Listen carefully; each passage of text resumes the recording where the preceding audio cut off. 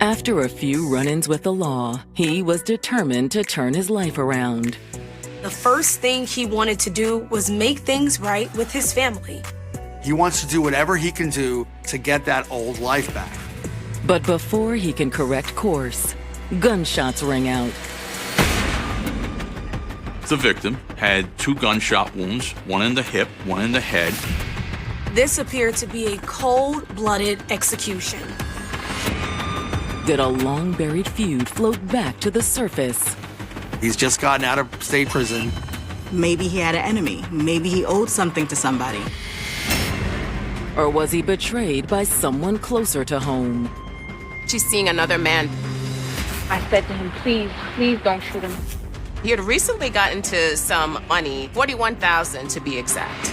They put the pieces together. They planned it perfectly. But is that enough to get away with murder? There were a lot of holes in the story. He put the gun to my head and he said, get the out of my way. They're pointing the fingers at one another. So who, if anyone, is telling the truth? Wait. What do you want?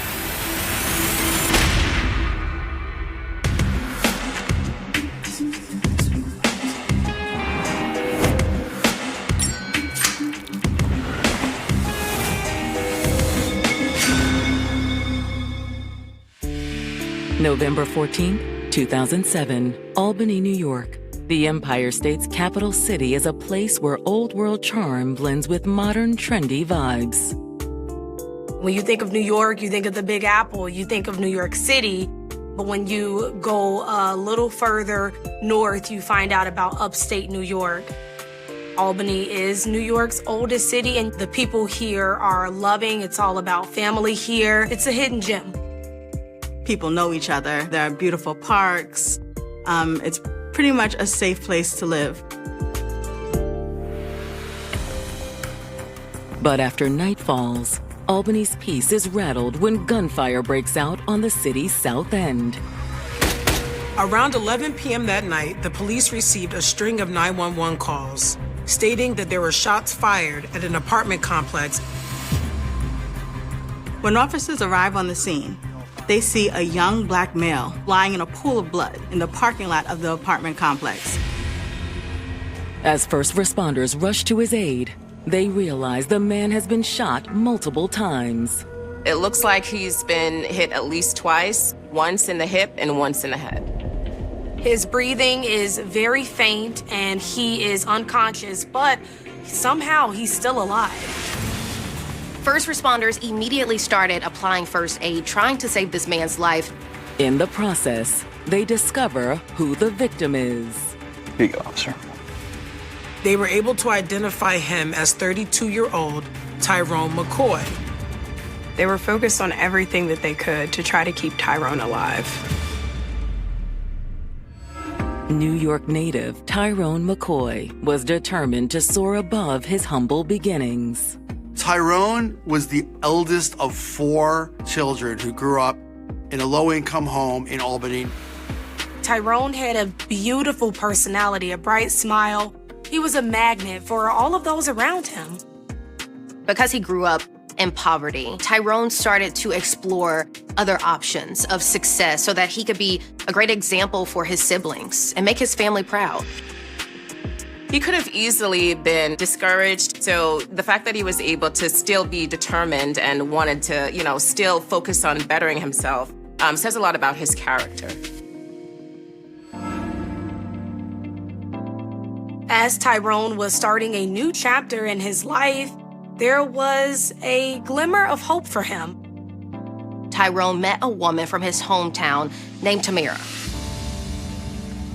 The moment they first met, he thought she was beautiful, that she was funny. He was immediately wowed by her beauty, her intelligence, and the two just hit it off. You got kids or something? Nah, maybe one day. What about you? I've got 2, but their dad isn't around. They talked for hours, and the conversation just flowed like they'd known each other forever. Well, you want to get out of here? Sure.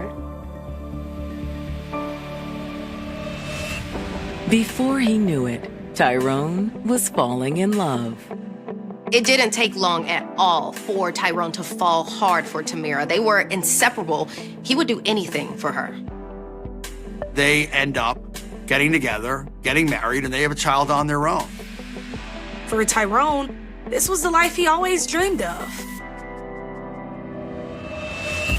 But unfortunately, Tyrone's desire to provide for his family got him into some trouble.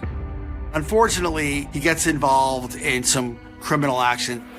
Tyrone was arrested for robbery in 1997. He was sentenced for 3 years. He was released in 2000, and he decided that was the moment he was going to make a 180 on his life and get back on track. However, Tyrone eventually fell off course again. While Tyrone and Tamara were building a life together, Tyrone was arrested yet again for drug charges. And unfortunately, this time it's a much longer sentence, a 24-year sentence, as opposed to the 3-year stint he had done earlier. Behind bars for a second time, Tyrone was consumed by guilt for the position he'd put his family in. It must have been gut-wrenching to just kind of have to give it all up and to know that he wouldn't be able to provide for his family like he had wanted to. However, Tyrone was determined to make things right. So he became a model prisoner. He stayed out of trouble. He did everything that he could. And eventually, his good behavior paid off. Instead of serving the entire 24 years, he ends up getting out in February of 2007. Tyrone? And the first thing he wanted to do was make things right with his family. Can we talk? Sure. But from Tamara's point of view, it wasn't so simple. What's wrong? I'm not sure about this, Tyrone. 4 years had gone by. She decided to move on with her life, and she was quite unsure if she wanted to open those old wounds with letting Tyrone back into her life. Look, please, give me another chance. I promise I'll never do this to you again. I don't know, Tyrone. I need some time to think. Okay. Take your time. I'll be waiting. He wants to do whatever he can do to get that old life back. In an attempt to win Tamara back, Tyrone would take Tamara out on dates. He would buy her expensive gifts. He was determined to put his family back together. He was willing to do whatever it took. As far as he was concerned, there was nothing that could stand between him and Tamara. But now, instead of winning back the love of his life, Tyrone McCoy has been found shot outside an apartment complex in South Albany. When the first responders arrived on the scene, they immediately tried to administer first aid. And as they're helping him, his breathing is shallow. It looks like he's been hit at least twice. The paramedics do everything they can to save Tyrone's life, but it isn't enough. He's gone. The gunshot wounds to Tyrone's head were too severe. He ended up dying on the scene. When homicide detectives arrive to sift through the evidence, one question is at the front of their minds. Who could have done this and why? Tyrone McCoy has a criminal record. He's just gotten out of state prison. Could someone from Tyrone's past have come back to settle a score with him? After getting released from prison in 2007, 32-year-old Tyrone McCoy was trying to put his life back together. Tyrone was ready to turn over a new leaf and begin the life he felt he deserved. He really vowed to turn his life around. He is making his effort to try to win back his wife. But now, instead of reuniting with his family, Tyrone has been taken from them forever after being gunned down at an apartment complex in South Albany. The question is immediately, who did this? Who shot Tyrone? Based on Tyrone's background, one possibility has already occurred to the investigators. Tyrone McCoy has a criminal record. He's just gotten out of state prison. Right off the bat, police are wondering, could someone from Tyrone's past have come back to settle a score with him? Maybe he had an enemy. Maybe he owed something to somebody. Regardless, one thing's for certain. Tyrone didn't go down easy.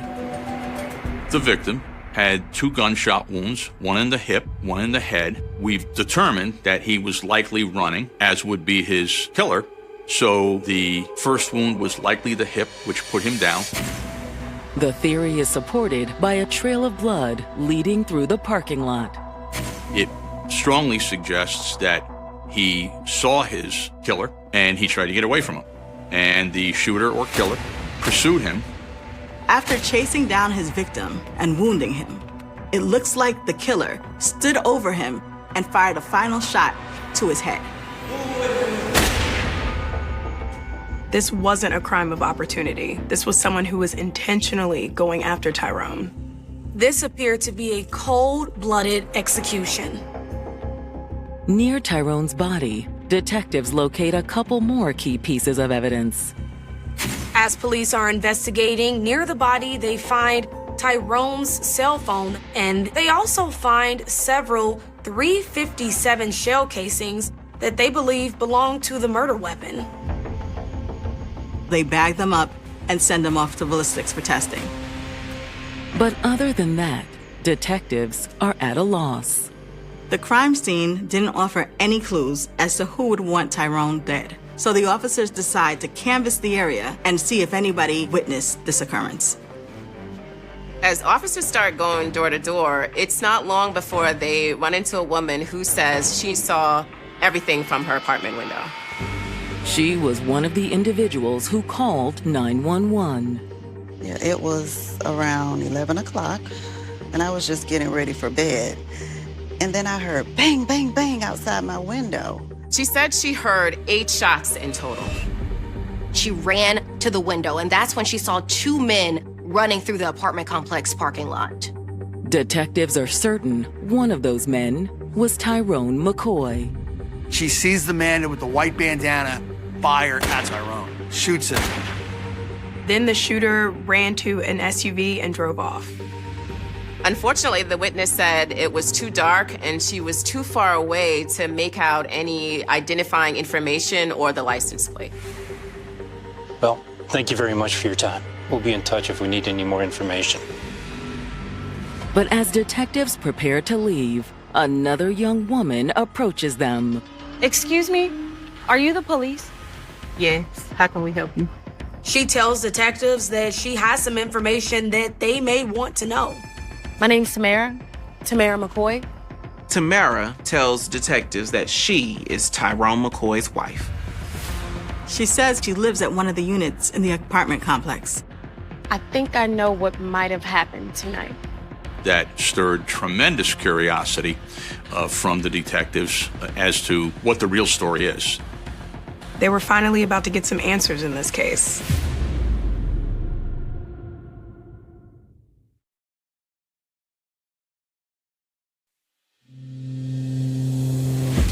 Police in Albany, New York, are investigating the murder of Tyrone McCoy after he was gunned down in an apartment complex parking lot.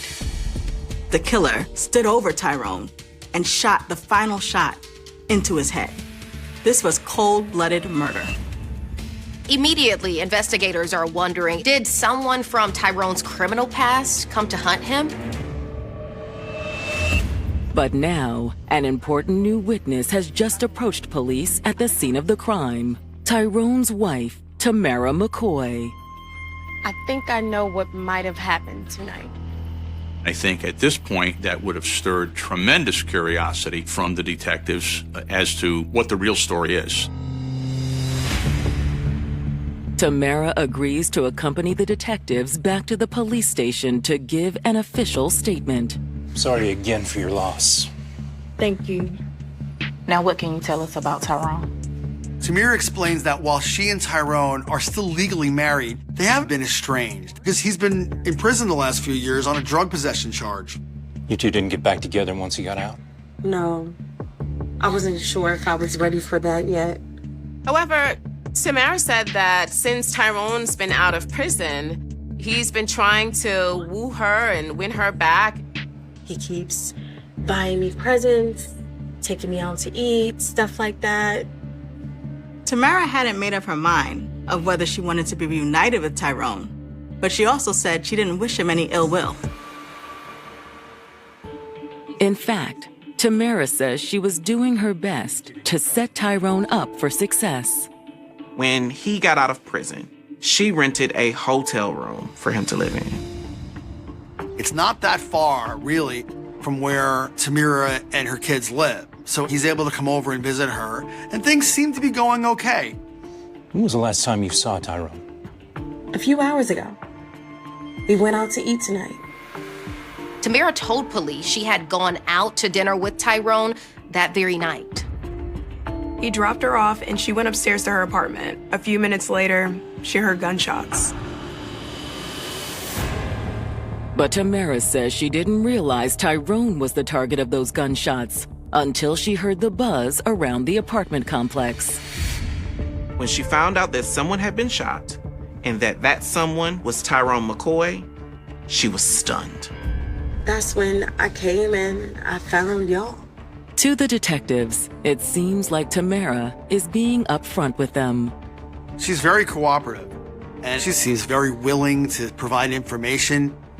She's answering all their questions. She even draws them a map of the apartment complex for them to take a look around. And that's not all. She admits there's one person that comes to mind as a potential suspect.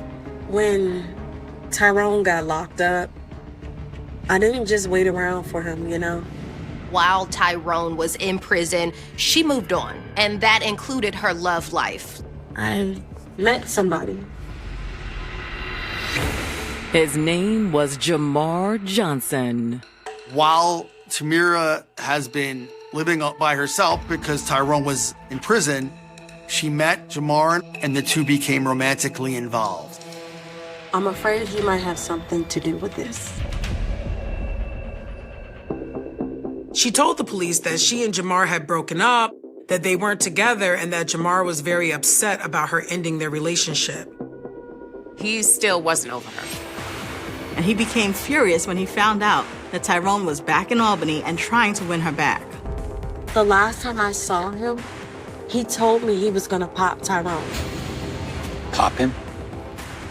According to Tamara, Jamar had gotten so angry with Tyrone that he was threatening to shoot him. Now it seems like he may have followed through on his threats.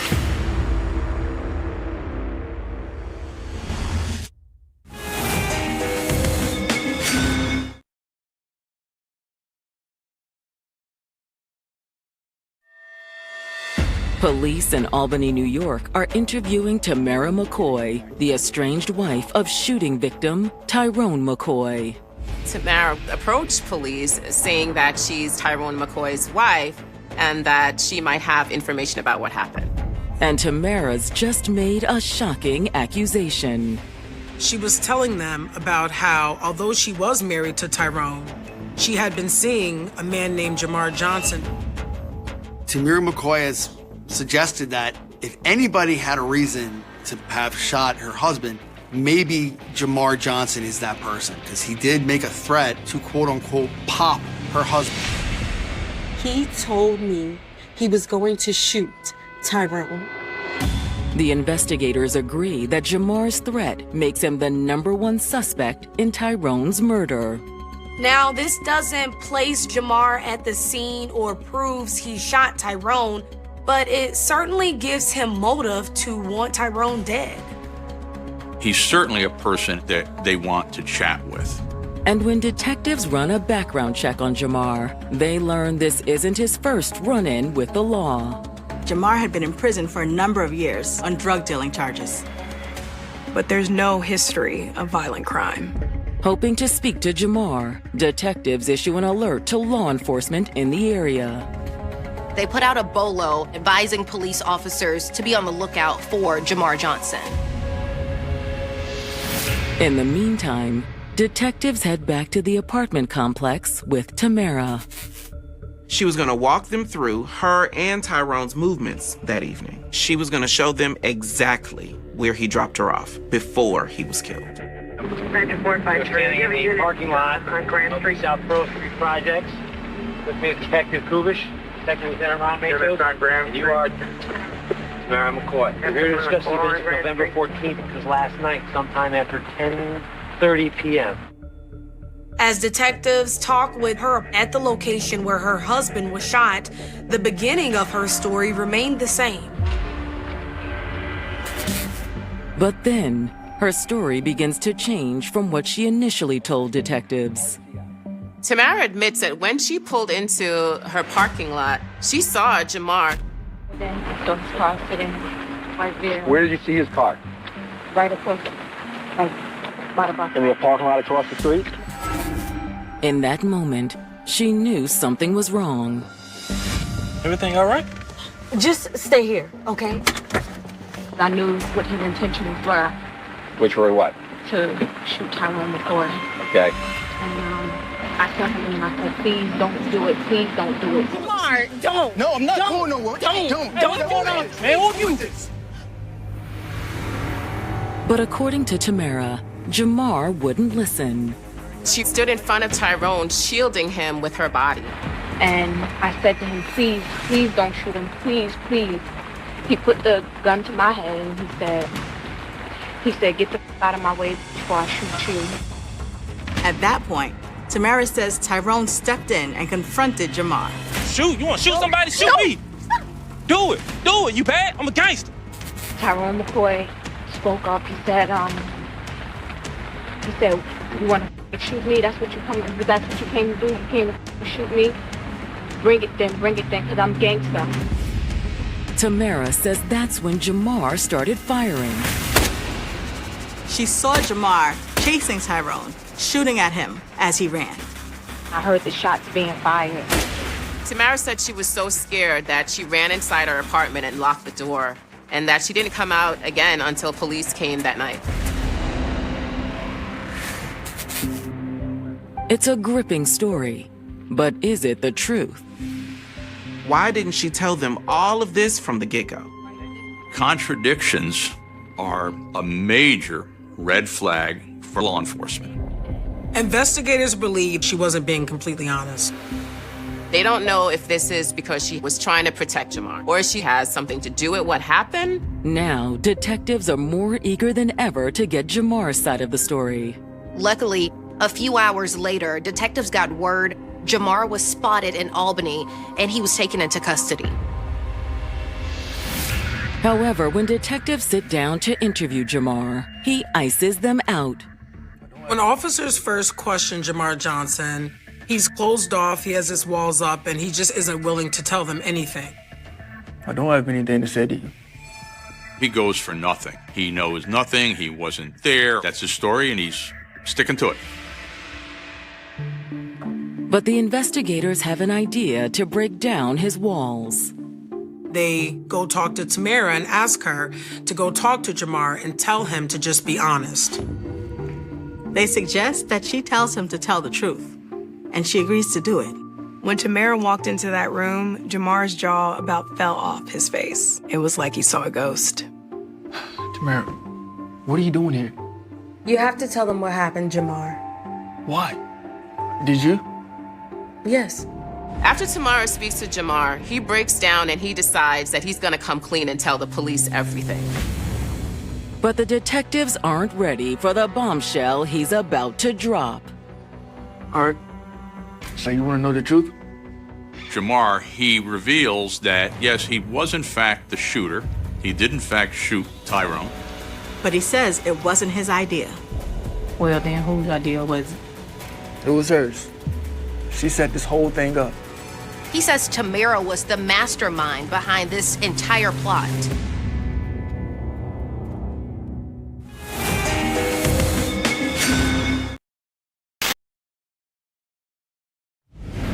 New York police investigating the murder of Tyrone McCoy are closing in on the man they believe is responsible for taking his life.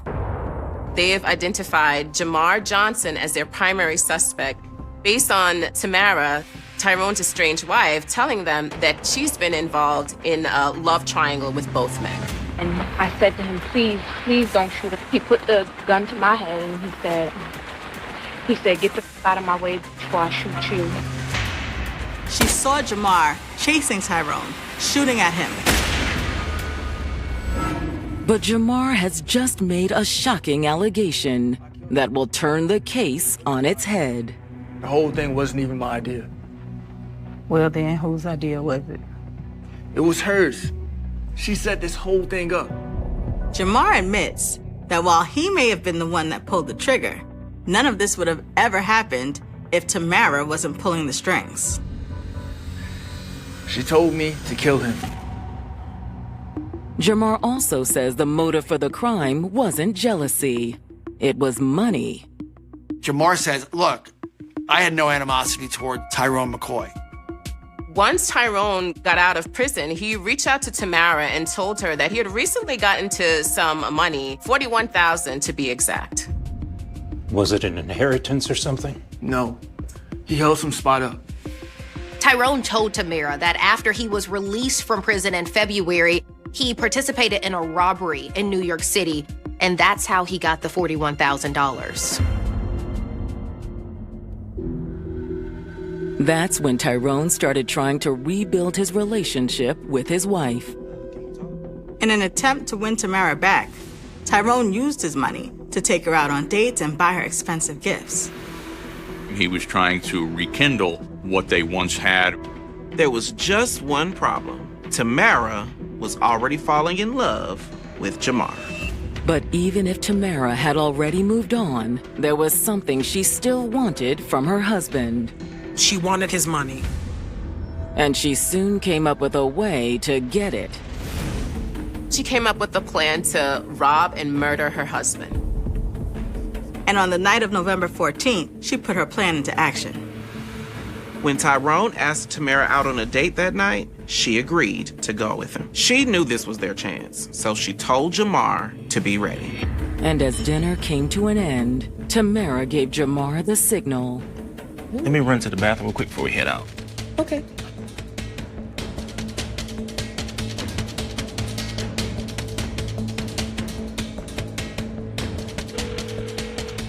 Hey, we're about to leave soon. You ready? She called me from some restaurant. She told me to come to the apartment right now. Jamar says that when Tamara called from her cell phone that night, it was to tell him that the hit was a go. Jamar admits he drove to the apartment and laid in wait until Tyrone and Tamara pulled up. After Tamara got out, he approached the vehicle. I was already there waiting. I started walking up to him. Tyrone saw me. Oh, shit. I'm sorry, Tyrone. Tyrone took off on foot. Jamar fired the gun several times as he took off after him. Jamar chased Tyrone around the parking lot, and he eventually hit him in the hip, and Tyrone went down. Wait. What do you want, man? I got money. Yeah, I know. Jamar stood over him and shot him in the head in cold-blooded murder. What did you do with the gun? I threw it in the Hudson River.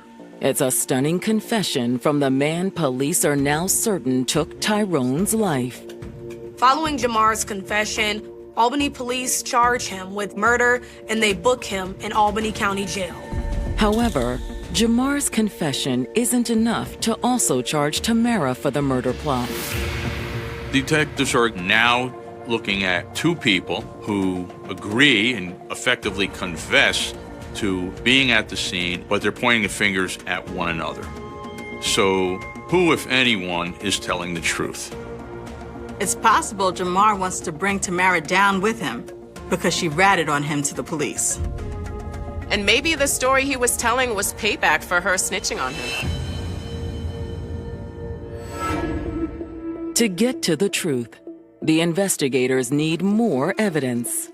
When police manage to unlock Tyrone's cell phone, they find a clue, which appears to support Jamar's version of events. They find pictures of a large amount of cash in what appears to be a hotel room. Investigators note that the photo was taken on November 13th, 2007, just one day before the murder. That seems to be consistent with what Jamar said about Tyrone coming into a large sum of money not long before his death. If Jamar is telling the truth, does Tamara have that same cash in her possession now? Detectives execute a search warrant to Tamara's apartment. And they find just what they're looking for. They discovered a large sum of currency, approximately $10,000, between the mattress and box spring. Detectives can't help but think that this is part of the same cash that Tyrone had photographed. To confirm their hunch, detectives reach out to the motel where Tyrone had been living and obtain surveillance footage from the hours before the murder. When the police review the surveillance camera, they strike gold. Around 7:30 p.m., Tyrone leaves the motel. A few minutes later, Tamara arrives. She approaches the front desk and starts talking to the hotel manager. It almost appears as if she's flirting with him. She was able to manipulate the hotel management into letting her have access to Tyrone's motel room. The police find Tamara sneaking into Tyrone's room while he's away. She's in the room for about 5 minutes, and then she leaves. What was she doing in there without Tyrone?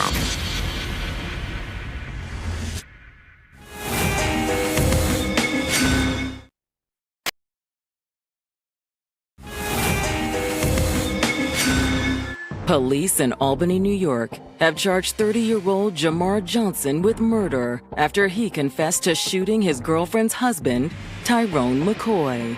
He admitted that he did shoot Tyrone, he killed him, and it was in an attempt to take his money. But they're still looking for evidence that Tyrone's wife, Tamara, was the mastermind behind the crime. Now detectives think they've just uncovered the evidence they need to connect Tamara to the murder plot. They were able to obtain the surveillance footage from the hotel where Tyrone was staying. The surveillance images show Tamara getting into the motel room without Tyrone, suggesting that she was in fact attempting to steal from him. They believe she robbed him. When the investigators present their findings to a grand jury, they agree. The jury decides to indict Tamara on second-degree murder, conspiracy, and manslaughter. But with only circumstantial evidence tying her to the homicide, this case is going to be anything but easy. In November 2008, Jamar Johnson is the first of the accused couple to stand trial. Jamar Johnson is really, presented as this third person in a love triangle. A person whose role in this was both as the person who was the other man and the trigger man. But in a surprising move, Jamar takes the stand and claims that he never confessed to shooting Tyrone. He claims the police made it all up. He denies everything. Jamar was blaming everybody else but himself. He said at one point, "I'm no monster, I'm no killer," and he was really portraying the picture of himself as a victim of the judicial system. However, Jamar's behavior on the stand isn't doing him any favors. He got a little too casual up there because while he's testifying, Jamar starts laughing. And that's like throwing a hanging curveball to a prosecutor. They just swing at it. The Albany County prosecutor says to Jamar, "Mr. Johnson, do you find this funny?" And then Jamar says that he does find the whole thing funny. After the jury retires to deliberate, it's clear the prosecution has hit the home run they were hoping for. There was little Jamar could say to prove that he wasn't a part of this crime, and so he was found guilty. But because investigators believe Tamara was the mastermind, Jamar's charges don't meet New York's criteria for first-degree murder. Jamar was found guilty of second-degree murder and sentenced to 28 years to life. Tamara McCoy stands trial 2 months later, in January of 2009. Unlike Jamar Johnson's trial, I think there was a lot of questions heading into the trial of Tamara McCoy as to, for one, did she do it? And two, will they convict her if she did? Armed only with circumstantial evidence, prosecutors do their best to build a case that will convince the jury. Prosecutors intended to prove that if it were not for Tamara McCoy, Tyrone McCoy would still be living. They argue that after Tamara found out what kind of money Tyrone was sitting on, she was dead set on getting her hands on it. At first, she lets Tyrone take her out on expensive dinners, giving her gifts, all while she's seeing another man. But eventually, Tamara wanted more. She got greedy and decided she wanted all that money to herself. She decides that she's going to take it by any means necessary. So she came up with a plan. On November 14th, 2007, Tamara snuck into Tyrone McCoy's hotel room to steal his money while he was out. They say that the plan was to steal money, to then cover up the crime with murder, eliminate her husband she doesn't want to be with anymore, and the two of them, Jamar and Tamara, can then live happily ever after. When Tamara went to dinner with Tyrone later that night, prosecutors allege that she was plotting his demise the entire time. She is setting up Tyrone McCoy for death at that moment. He doesn't know it. He thinks he's on a date, but he's basically on the last ride of his life. When they arrived back at Tamara's apartment complex minutes later, Jamar was already waiting for them. There, Jamar approached Tyrone. What's this? Tamara. I'm sorry, Tyrone. He chased Tyrone through the parking lot. And he gunned him down. Wait, man. I got money. I know.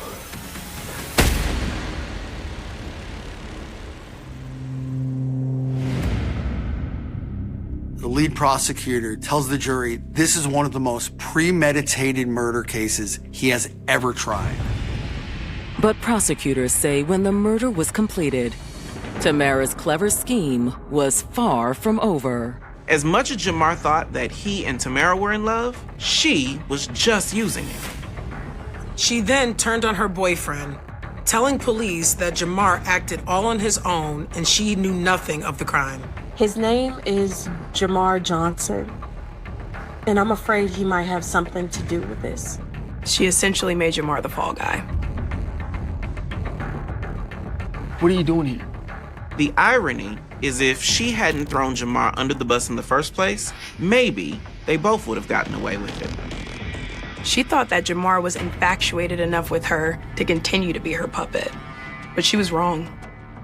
When he found out that she was throwing him under the bus, all loyalty went out the door. The jury isn't falling for Tamara's charms either. The jury deliberated for less than 3 hours, and they found Tamara McCoy guilty on all charges, including second-degree murder and conspiracy. The judge sentenced her to 25 years to life in prison. Tamara spends 11 long years behind bars, until she's up for parole in 2020. The parole board opted to release Tamara early. New York State's parole board, particularly under Governor Cuomo's administration, they began to be very, very light-handed. So the system says, Tamara paid her price to society. Today, Tamara McCoy is once again a free woman, while Jamar Johnson remains in the custody of the New York State prison system. He won't be eligible for parole until May of 2036. One of the most tragic aspects of this case is Tyrone was a man trying to get his life back on track. And he thought that getting back together with his wife would help him do that. But instead, it ended up leading to his demise. When you take a person's life, you deprive that person of what he or she may have been able to do. When a life is lost, that life is lost. Tyrone McCoy wasn't perfect, but he had friends and family who loved him. He didn't deserve what happened to him. On a quiet stretch of roadside, where passing cars barely slowed and the wind carried more dust than voices, a single metal barrel sat abandoned beneath the open sky. It looked like nothing more than discarded junk, the kind of object people learn to ignore after seeing too many forgotten things scattered across forgotten places. But when investigators forced the rusted lid open, they were confronted with a discovery so horrifying that it would linger in police files for decades. Inside was the body of a young girl. No identification, no missing persons report that led directly to her. No witness waiting to come forward. No obvious suspect. Just a child whose life had ended in unimaginable violence, hidden inside a barrel as though someone believed she would disappear forever. In that moment, the investigation began with almost nothing. Detectives could estimate her age. They could study her clothing. They could examine the condition of her remains and document every visible injury. They collected fingerprints where possible, photographed every detail, measured every inch of the scene, and searched the surrounding area for tire tracks, footprints, cigarette butts, discarded packaging, anything that might connect the barrel to whoever left it behind. The crime scene became a carefully mapped puzzle, but nearly every piece appeared to be missing. For investigators, the most urgent question was painfully simple. Who was she? Without a name, there could be no family to interview, no timeline to reconstruct, no friends to describe her final days. Every homicide investigation begins with the victim, because understanding who someone was often explains why they became a target. In this case, detectives did not even have that first step. The little girl quickly became known only by the heartbreaking nickname that newspapers would repeat for years: the girl in the barrel. As word spread, local communities reacted with disbelief. Parents held their children a little closer. Schools reminded students never to speak to strangers. Rumors spread faster than verified facts. Every unidentified child reported missing in neighboring states became a possible lead. Every family wondering what had happened to a daughter decades earlier hoped and feared the same phone call. Investigators worked every available avenue using the forensic science of the time.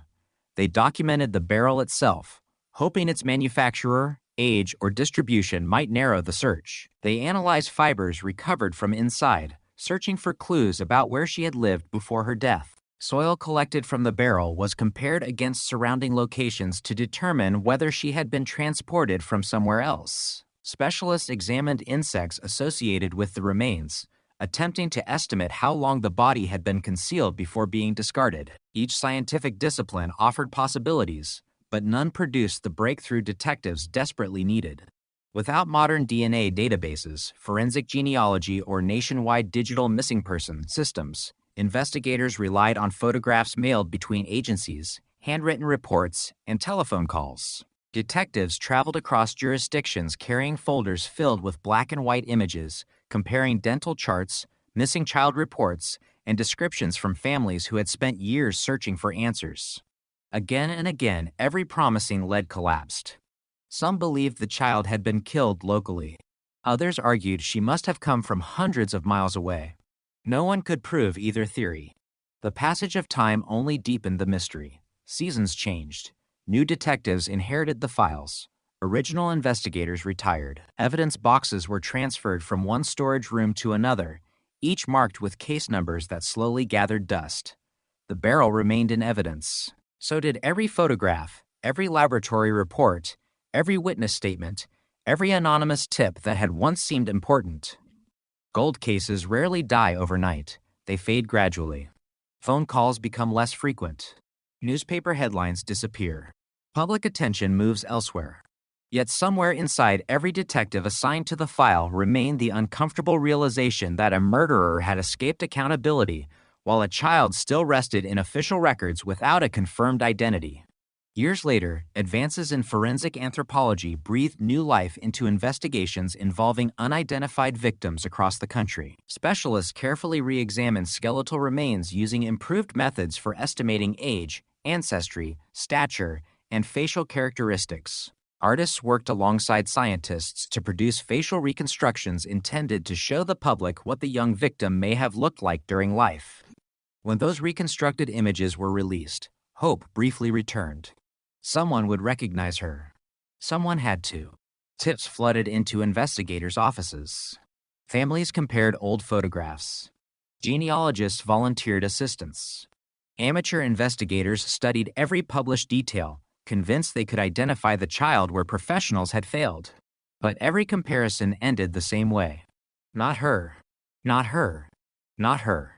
The frustration became almost unbearable for those closest to the investigation. Detectives often described cold cases as conversations interrupted by time.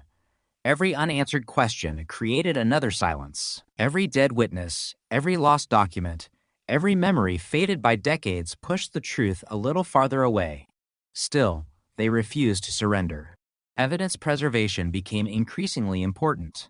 Laboratory technology improved year after year, allowing scientists to recover biological material from evidence once considered unusable. What previous generations viewed as exhausted evidence suddenly became valuable again. Tiny biological traces invisible to investigators decades earlier could now reveal information impossible to imagine when the case first began. The girl in the barrel waited quietly inside those evidence rooms while science slowly caught up.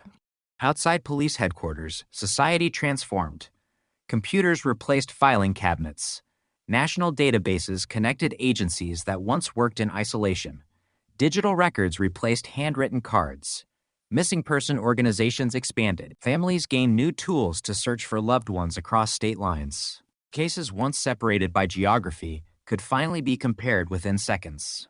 Even with these advances, identifying unidentified homicide victims remained extraordinarily difficult.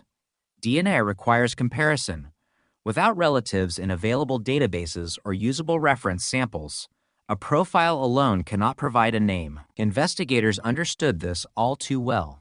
Then came one of the greatest revolutions in modern criminal investigation: investigative genetic genealogy.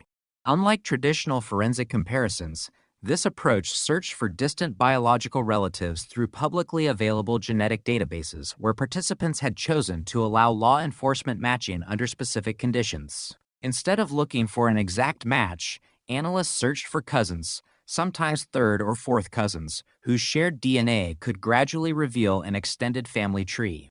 It sounded almost impossible. Build an entire family tree from tiny fragments of shared genetic information. Trace generations backward, then forward again. Eliminate thousands of names. Find the one child who disappeared before anyone connected the dots. Cases once considered permanently unsolvable suddenly began collapsing one after another. Unknown murder victims received their names back. Serial killers were identified decades after their crimes. Families who had spent lifetimes without answers finally learned the truth. Detectives responsible for the girl in the barrel case watched these developments with growing optimism. If other unidentified children could finally be named, perhaps this little girl could too. The process, however, was neither quick nor simple. Scientists first needed viable DNA. Then laboratories had to generate high-quality genetic profiles. Genealogists spent months constructing enormous family networks extending across multiple generations, reviewing birth certificates, marriage records, census documents, newspaper archives, cemetery registries, military files, adoption records, and immigration histories. Every connection required verification. Every assumption demanded evidence. One mistaken branch could send the entire investigation in the wrong direction. While experts quietly worked behind the scenes, the public knew almost nothing. There were no dramatic press conferences, no televised raids, no suspects led away in handcuffs. Only researchers sitting before computer screens, comparing names that had not been spoken together in decades. Some investigations advance through interrogations. Others advance through patience. And this one depended almost entirely on patience. Eventually, tiny pieces of the puzzle began fitting together. A distant cousin led to another branch. That branch led to another surname. Another surname connected to historical records. Historical records pointed toward a family whose story included a little girl who had vanished long ago under circumstances that had never fully made sense. Detectives moved cautiously. Hope had misled them before. Confirmation required additional DNA comparisons, documentary evidence, and careful verification with surviving relatives. Every step had to withstand scientific scrutiny because one mistake would not only damage the investigation, it would reopen unimaginable emotional wounds for innocent families. As investigators prepared for what they believed could become the most significant breakthrough in the case's history, one haunting truth remained impossible to ignore. Someone had stolen this child's identity once through violence. A time had stolen it again through silence. Now, after nearly 4 decades, science stood on the edge of giving it back. The question that had echoed through police stations, forensic laboratories, and evidence rooms for years, who was she, was finally closer to an answer than it had ever been before. But identifying the victim would solve only half of the mystery. Somewhere beyond that long-awaited name lay an even darker question, one that had haunted investigators from the very beginning. Who put the girl in the barrel, and why? The barrel had been sitting beside County Road 18 for so long that most drivers no longer noticed it. Rust had eaten away at its blue paint until only thin streaks of color clung to the metal beneath layers of dirt. Wild grass curled around its base, and every winter another blanket of dead leaves settled against it before spring winds swept them away again. It looked exactly like the thousands of abandoned drums scattered across forgotten industrial backroads, worthless, harmless, invisible. Until the morning, a highway maintenance crew decided to move it. At 7:42 a.m., one of the workers hooked a chain around the barrel and dragged it toward the shoulder. The lid shifted. A smell escaped first. Not the ordinary scent of stagnant rainwater or rotting vegetation, but something heavier, older, something that made 3 grown men stop talking at exactly the same moment. One of them climbed onto the truck and peered inside. Seconds later, he stumbled backward, nearly falling into the ditch as he screamed for someone to call the police. By noon, the lonely stretch of road had transformed into a sea of flashing red and blue lights. Crime scene tape snapped violently in the wind while forensic photographers documented every inch of the surrounding landscape. Detectives spoke in hushed voices. Deputies pushed curious onlookers farther away. Television helicopters circled overhead before the first official statement had even been released. Inside the barrel was the body of a young girl. No wallet. No identification. No fingerprints in any searchable database. No clothing labels that could reveal where she had lived. Nothing except a faded silver locket around her neck. When investigators forced the tiny clasp open, they expected to find a photograph. Instead, it was empty. An empty locket around the neck of an unknown child. Before sunset, every major television station carried the same headline. Who is the girl in the barrel? The question spread across the country faster than investigators could process evidence. Within hours, tip lines were overwhelmed. Some callers claimed they recognized the girl. Others insisted they had seen suspicious vehicles parked near County Road 18 months earlier. Psychics offered visions. Conspiracy theorists blamed organized crime. One anonymous caller whispered only 7 words before hanging up. That you found her, but you're too late. Police traced the call. It led nowhere. Detective Nathan Mercer had worked homicide for 23 years. He had seen mass shootings, serial predators, domestic murders, and disappearances that ended in places no family should ever imagine. Nothing unsettled him quite like unidentified victims. A murder investigation always begins by asking who the victim was. Without that answer, every other question floats in darkness. Mercer stood beside the evidence table watching forensic technicians carefully remove the girl's belongings. A small sweater, a pair of worn sneakers, the silver locket, a faded ribbon tied around one wrist. Nothing expensive, nothing distinctive, nothing capable of speaking for the dead. The county medical examiner estimated she had been between 11 and 13 years old. She had likely been deceased for years, long enough that nature had erased nearly every obvious clue. But not every clue. There was evidence of restraint, evidence of repeated injuries before death, evidence suggesting whoever killed her had taken extraordinary care to conceal both the crime and the victim's identity. This was not random violence. Someone had planned this. Someone had expected the barrel never to be opened. News crews remained outside the sheriff's office for weeks. Every afternoon, another press conference ended exactly the same way. We still need your help identifying the victim. Parents searched old family albums. Teachers remembered students who had suddenly stopped coming to class years earlier. Retired social workers reread forgotten case files involving runaway children. The girl became known nationwide by a name investigators hated but reporters loved: the girl in the barrel. As days became months, detectives reconstructed everything they could. The barrel itself had been manufactured nearly 20 years earlier. Thousands identical to it had been sold across 5 states. Impossible to trace. The rope fibers matched commercially available utility cord. Again, impossible to trace. Pollen recovered from inside suggested she had once been somewhere far north of the county where she was discovered. The pollen travels. So did barrels. Every answer generated 3 new questions. Mercer covered an entire wall of the incident room with maps. Colored pins marked missing children. Blue represented girls between 10 and 14. Red represented unidentified remains. Yellow represented potential sightings. Soon the wall looked less like an investigation and more like an epidemic. Every pin represented a family still waiting. One afternoon, a retired school principal arrived carrying a dusty yearbook from 15 years earlier. There was a girl, she said quietly. She disappeared after Christmas break. Detectives raced to compare photographs, dental records, its height, estimated age. Everything matched, except DNA. Another dead end. Months later, construction workers unearthed a child's backpack 30 miles away. Inside were comic books, a flashlight, and initials carved into the plastic buckle. Investigators thought they had finally found the breakthrough. The backpack belonged to another missing child. Different case. Different family. Another heartbreak. The years passed. Election cycles came and went.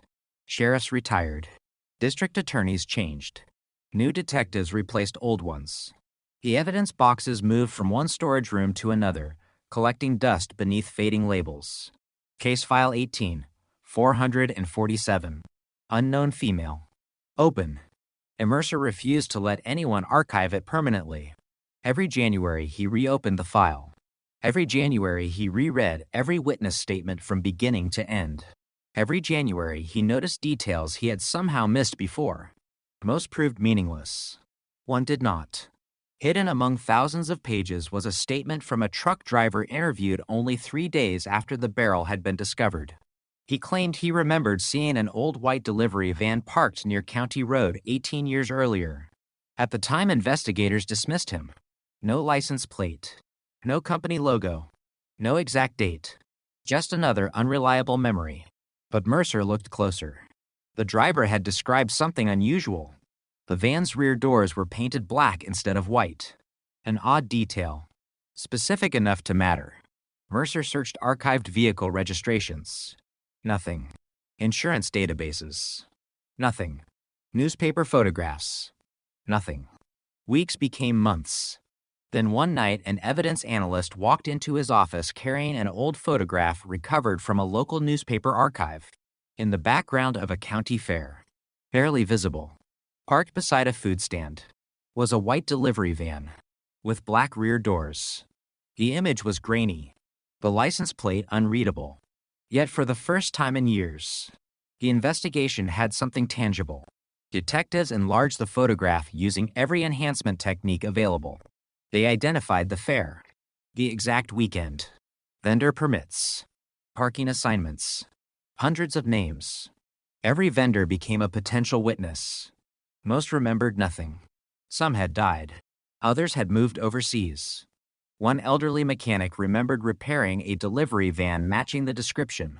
It always smelled funny, he said. Like bleach. Records from his repair shop had long since been destroyed. Another dead end. Or so it seemed. Because inside one surviving invoice book, between pages stuck together by decades of grease, investigators discovered half of a customer name. Only 6 letters remained visible. Harlow. No first name. No address. No phone number. Just 6 fading letters. Mercer pinned the fragment beside the giant county map. He stared at it every morning. Harlow. Was it a surname? A business? A street? A false name? Nobody knew. Meanwhile, the girl still had no identity. No birthday. No family notified. No grave bearing her real name. The case slowly became something larger than a homicide. It became an obsession. Journalists returned every anniversary.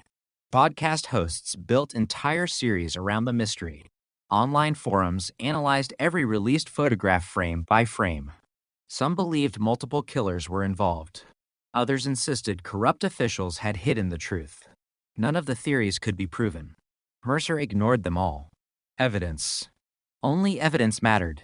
Then, 18 years after the barrel had first been opened, a young forensic scientist named Dr. Evelyn Shaw requested permission to re-examine every preserved biological sample. Technology had changed dramatically since the original investigation. DNA extraction methods now recovered profiles from material once believed useless. Mercer approved immediately. He watched silently through laboratory glass as technicians opened evidence packages sealed decades earlier. Tiny fragments. Invisible to the naked eye. The entire future of the investigation rested upon them. Hours turned into days. Days into weeks. Then, late one rainy evening, Mercer received a call that would keep him awake for the rest of his life. The laboratory had found something. Not a complete answer. Not yet. But for the first time in nearly 20 years, the girl in the barrel had left behind a voice. It wasn't spoken in words. It was written inside her DNA. Nathan Mercer had already loosened his tie, shut off the lights in his office, and reached for the keys lying beside an empty coffee cup that had gone cold hours earlier. His phone vibrated once. The caller ID'd read only one name, Dr. Evelyn Shaw.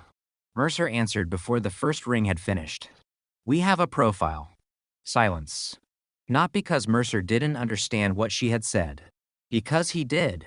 For 19 years, the investigation had been built on fragments, weathered evidence, faded photographs, contradictory witness statements, anonymous tips, dead leads. Every detective assigned to the case dreamed of hearing those 3 words. Now they finally had. Not a complete DNA profile. Not perfect. But enough. Enough to begin asking different questions. By sunrise, the sheriff's forensic conference room was filled with investigators who had spent years believing they would never see progress in the case. Detectives who had inherited the file from retired officers now sat beside rookies who had only read about the girl in the barrel during academy training. On the large screen at the front of the room, Dr. Shaw displayed a series of colored graphs. No dramatic photographs. No suspect sketches. Just science. "This profile isn't suitable for a direct identification," she explained, "but it's suitable for genealogical comparison." The room remained silent. Everyone understood what that meant. Traditional DNA searches looked for exact matches. Genealogical searches looked for family, not parents, not siblings, sometimes fourth cousins, sometimes relatives separated by generations. One distant connection could become a road leading backward through history. Mercer leaned forward. "How long?" Dr. Shaw didn't answer immediately. She knew detectives hated uncertainty. "It could take weeks." She paused. "It could take a year." It took 4 months. For months of comparing names buried inside public records. Birth certificates. Marriage licenses. Military records. Church registries. Obituaries. School enrollment books. Old census reports scanned from yellowing paper. Every connection was another branch. Every branch split into more branches.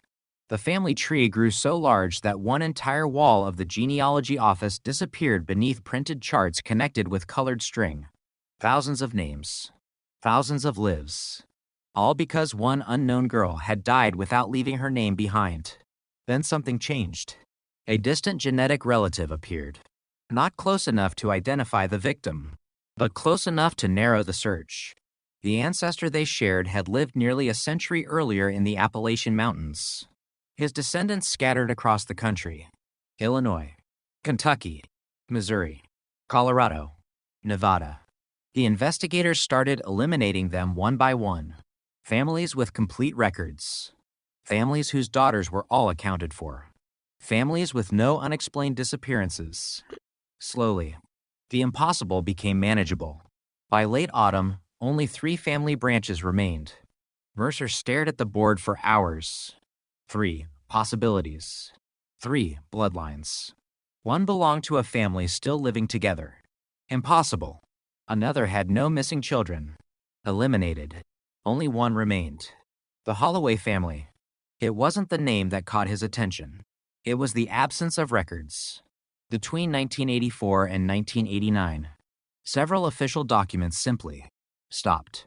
No school records. No medical visits. No tax information connected to one particular child.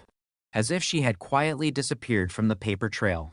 Mercer requested everything: property records, employment histories, hospital admissions, newspaper archives, social services reports. Most returned nothing unusual, until an intern noticed something everyone else had overlooked. A local newspaper from 1987 carried a tiny article buried on page 12, 3 paragraphs, and no photograph. The headline read, "Local family reports daughter as runaway." The girl's first name had been redacted in archived copies because of juvenile privacy laws. But her age, 12, the same estimated age as the girl in the barrel. Mercer drove 6 hours the next morning. The Holloway house still stood, abandoned, windows broken, roof collapsing beneath decades of neglect. Nature had almost reclaimed it. Neighbors remembered the family. None remembered them fondly. They kept to themselves. The father had a temper. You could hear shouting almost every night. One day they were just gone. Mercer searched county records. The father had died years earlier. Heart failure. The mother entered a nursing facility before passing away. No surviving children listed. Nothing. Again. The investigation reached another wall. Back at headquarters, Dr. Shaw continued expanding the genetic tree. Another distant cousin submitted DNA voluntarily. Then another. Each comparison sharpened the picture. The unknown girl belonged somewhere inside the Holloway bloodline. But where? Then the impossible happened. An elderly woman from Oregon contacted investigators after seeing a documentary about the cold case. She wasn't looking for publicity. She wasn't chasing reward money. She simply recognized one detail: the silver locket. "I bought one exactly like that," she told detectives. They came in pairs. Mercer's heartbeat quickened. Pairs? Yes. One for each daughter. She explained that a small jewelry company had marketed matching lockets to sisters during the mid-1980s. Sales records no longer existed. The company had closed decades earlier, but only a few thousand sets had ever been made. Not millions. Thousands. Suddenly, the empty locket mattered. Not because of what it contained. Because of what it once might have contained. A sister. If investigators could identify another girl wearing an identical necklace, they might identify the victim. Media outlets released photographs nationwide. Days passed. Nothing. Weeks. Nothing. Then, one email arrived. No subject line. Only a photograph. Two smiling girls stood outside a trailer home sometime during the summer of 1986. Around both necks. Matching silver lockets. Mercer enlarged the image. His pulse stopped. One of the girls looked hauntingly similar to the facial reconstruction produced years earlier. The email contained only one sentence. "I think this was my neighbor." No name. No return address. The sender disappeared. Digital forensic analysts traced the account. Created from a public library. Security footage had already been erased. Another ghost. Yet the photograph was real. Experts confirmed it. No manipulation. No signs of editing. Somewhere, another child had worn the matching necklace. Mercer assembled every investigator available. The photograph became the center of the room. Every object was analyzed. The trailer, the mailbox, the trees, a faded license plate, even shadows. One analyst noticed something almost invisible. A water tower in the distance. The town's name had nearly disappeared beneath rust. But 3 letters remained. Ash. Ash. Ashford? Ash Creek. Ash Hollow? There were dozens. Detectives spent weeks comparing historical photographs of water towers across 4 states. Finally, a match. Ash Hollow. Population, 892. Mercer drove there personally. The trailer park was gone, demolished years earlier. A grocery store occupied the land now. But one resident still remembered the family, an elderly mail carrier. I remember 2 little girls. He frowned. They disappeared after the father lost his job. Did anyone report them missing? He shook his head. People moved all the time. He hesitated. Back then, nobody asked many questions. The mail carrier handed Mercer an old route notebook he had somehow kept for decades. Inside, addresses, names, forwarding information. One line caught Mercer's eye immediately. Holloway family, no forwarding address. No destination. No explanation. Just gone. As Mercer closed the notebook, something felt wrong. Families leave. Families relocate. Families disappear from neighborhoods every day. But they leave traces. Employment. Utilities. Driver's licenses. School enrollments. The Holloways had left almost nothing. It was as if someone had erased them deliberately. Back at headquarters, another surprise awaited. Dr. Shaw had completed mitochondrial DNA comparisons. She looked exhausted. She hadn't slept properly in 3 days. Mercer knew the expression. Scientists wore that face only when evidence became stranger than theory. What is it? She slid a report across the desk. The girl. Mercer looked down. Wasn't an only child. He frowned. We already suspected that. Shaw slowly shook her head. No. She pointed to one highlighted paragraph. Our analysis suggests. She swallowed. She may have had an identical twin. The room fell completely silent. For nearly 20 years, investigators had searched for one missing girl. Now, they had to consider the possibility that there had always been 2. For nearly a full minute, nobody in the room spoke. Nathan Mercer stared at the laboratory report as though the words might rearrange themselves into something easier to believe. Around the conference table, detectives exchanged uncertain glances. Some had spent half their careers chasing the identity of one unknown child. Now science had introduced an entirely different possibility. Not one girl. 2. Dr. Evelyn Shaw broke the silence first. Before anyone jumps to conclusions, she said carefully, this isn't absolute proof. Mercer looked up. It isn't. No. She rotated the report toward the others. The DNA markers are highly unusual. They suggest an extremely close biological relationship, closer than ordinary siblings. The most likely explanation is identical twins. But there are other possibilities we still have to eliminate. The room exhaled. Not certainty. Not yet. Ill. The idea refused to leave anyone's mind. If the girl in the barrel had a twin, where was she? Alive? Dead? Missing? Or had she spent 19 years believing her sister had simply vanished? Mercer immediately ordered every genealogical chart revised. No longer were investigators searching for families with one missing daughter. They were looking for evidence of 2 girls. Birth announcements, hospital records, school photographs, church directories, anything. The Holloway family file grew thicker by the hour. Every surviving photograph was digitally restored. Every newspaper archive was re-examined. Every census document enlarged until faded handwriting became readable. Then another inconsistency surfaced. In the 1985 county census, the Holloway household listed for residents. Father, mother, 1 daughter, no second child. But 2 years later, A church Christmas newsletter included a blurry photograph of neighborhood children gathered around a tree. Near the back stood two girls. Same height, same hair, same smile, wearing matching silver lockets. Mercer pinned the photograph beside the first anonymous image. The resemblance was undeniable. Not identical, but astonishingly close. Enough to raise every detective from their chairs. If they're not twins, one investigator whispered, they're the closest thing to it. The problem was obvious. Neither girl had been identified by name. The church had closed years earlier. Membership records had been destroyed in a flood. The pastor had died. Every straightforward path disappeared as quickly as it appeared. Meanwhile, the media sensed movement. Reporters noticed unmarked police vehicles traveling between counties. Journalists filed Freedom of Information requests. A television crews camped outside the sheriff's office once again. Mercer refused every interview. He had learned long ago that publicity solved cases only when investigators controlled the information. This time, he intended to control every word.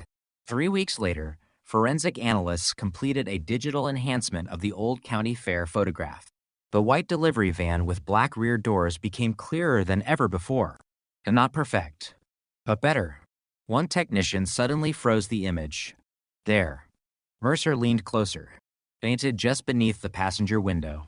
Almost invisible beneath years of faded film. Were four letters. Herzon. Not a complete word. Not even enough to identify a company, but enough for investigators to search. Business registrations. Shipping companies. Construction contractors. Furniture movers. Nothing. Until an archivist discovered a forgotten trucking company dissolved in 1989. Harrison Rural Supply Network. Herzon. Their delivery vans were white. Their rear cargo doors. Black. Mercer felt his pulse quicken. Finally, a company. A direction. Employment records revealed 43 drivers. 37 were deceased or easily eliminated. 5 had airtight alibis. 1 had vanished. Patrick Rourke, hired in 1985, resigned without notice in late 1987. No forwarding address. No tax records after that year. No driver's license renewal. No death certificate. Nothing. Mercer stared at the photograph attached to Rourke's employment application. Mid-30s. Clean-shaven. Ordinary. The kind of face people forgot seconds after seeing it. Exactly the kind of face investigators feared. They interviewed former coworkers. Most barely remembered him. He kept to himself. Didn't talk much. Always wore gloves. He hated people touching his van. Then one retired dispatcher recalled something unusual. He wasn't supposed to be near Ash Hollow. Mercer stopped writing. What do you mean? That route belonged to another driver. So why was he there? The dispatcher looked embarrassed. He signed the paperwork. Why? He told me he was covering for someone. Did you verify it? No. Mercer closed his notebook. In one authorized delivery. One small town. One family that disappeared. The coincidences were becoming impossible to ignore. Search warrants followed. Storage units. Old rental properties. Former employers. Nothing.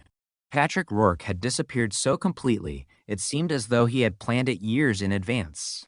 Then the Financial Crimes Division uncovered something unexpected. Rourke hadn't vanished alone.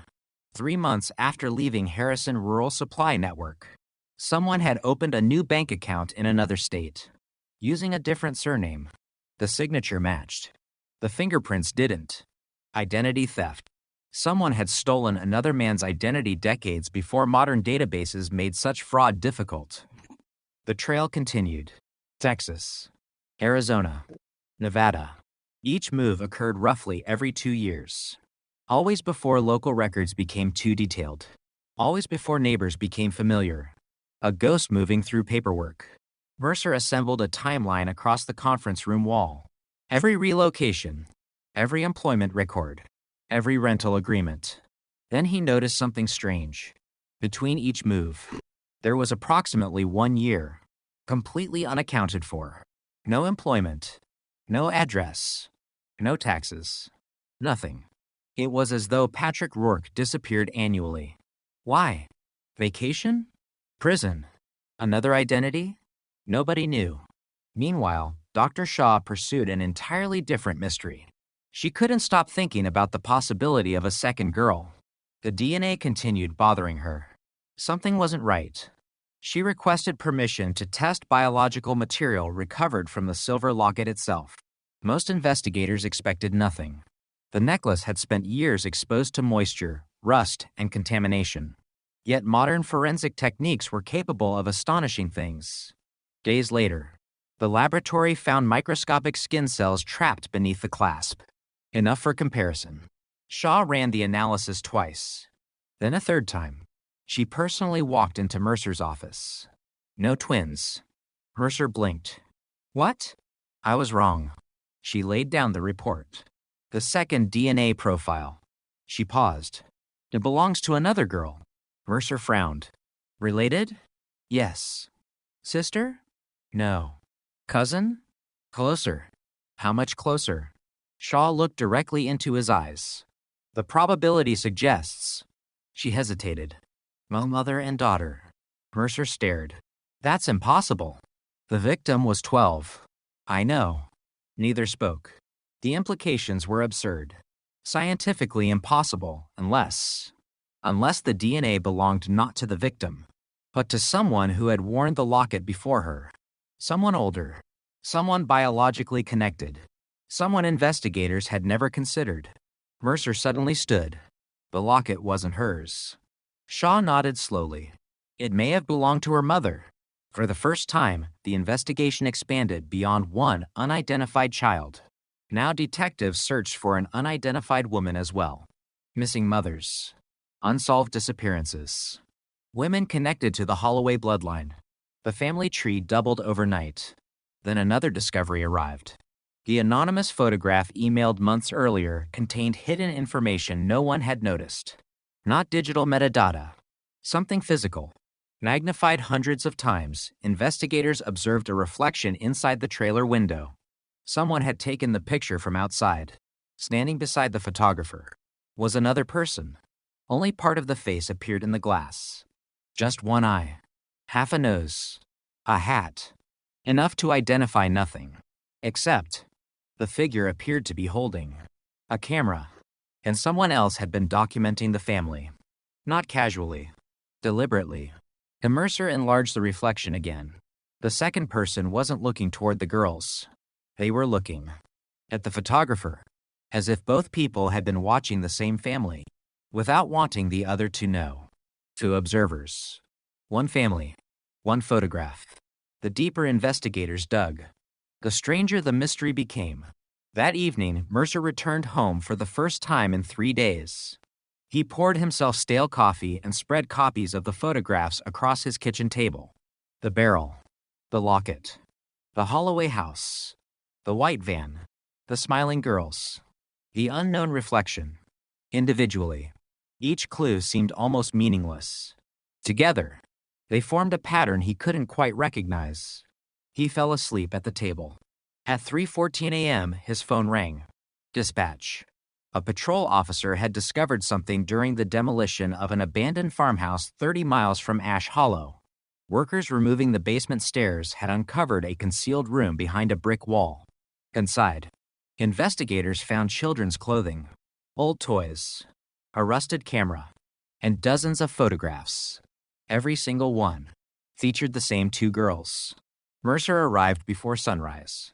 The abandoned farmhouse stood alone at the end of a dirt road, surrounded by dying oak trees that groaned beneath a cold autumn wind. From the outside, it looked like every other forgotten rural property: collapsed porch, broken windows, weeds climbing the walls. Nothing about it suggested that, hidden behind a false brick wall beneath the basement stairs, someone had preserved an entire room untouched for decades.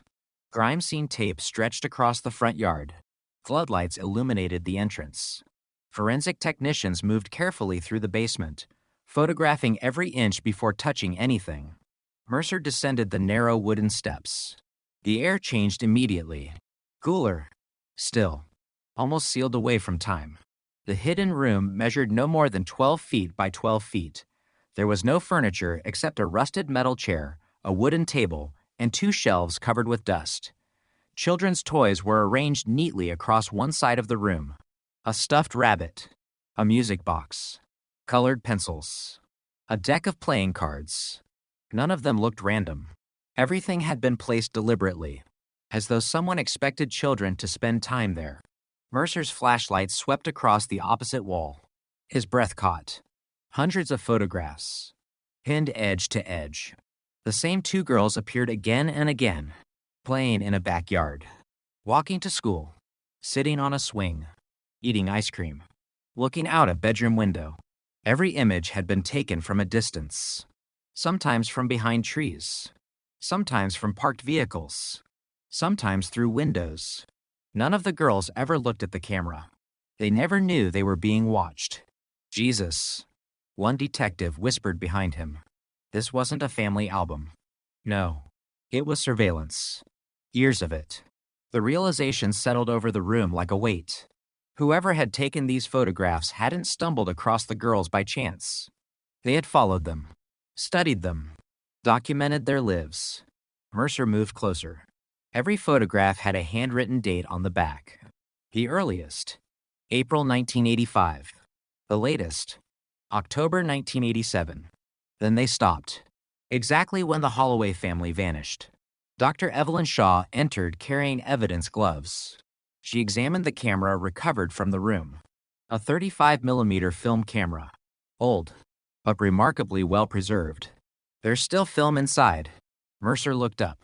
You think it's usable? She nodded. If we're lucky. The entire room fell silent again. Unprocessed film. For over 20 years. If even a handful of frames survived, investigators might finally see something no one had ever seen before.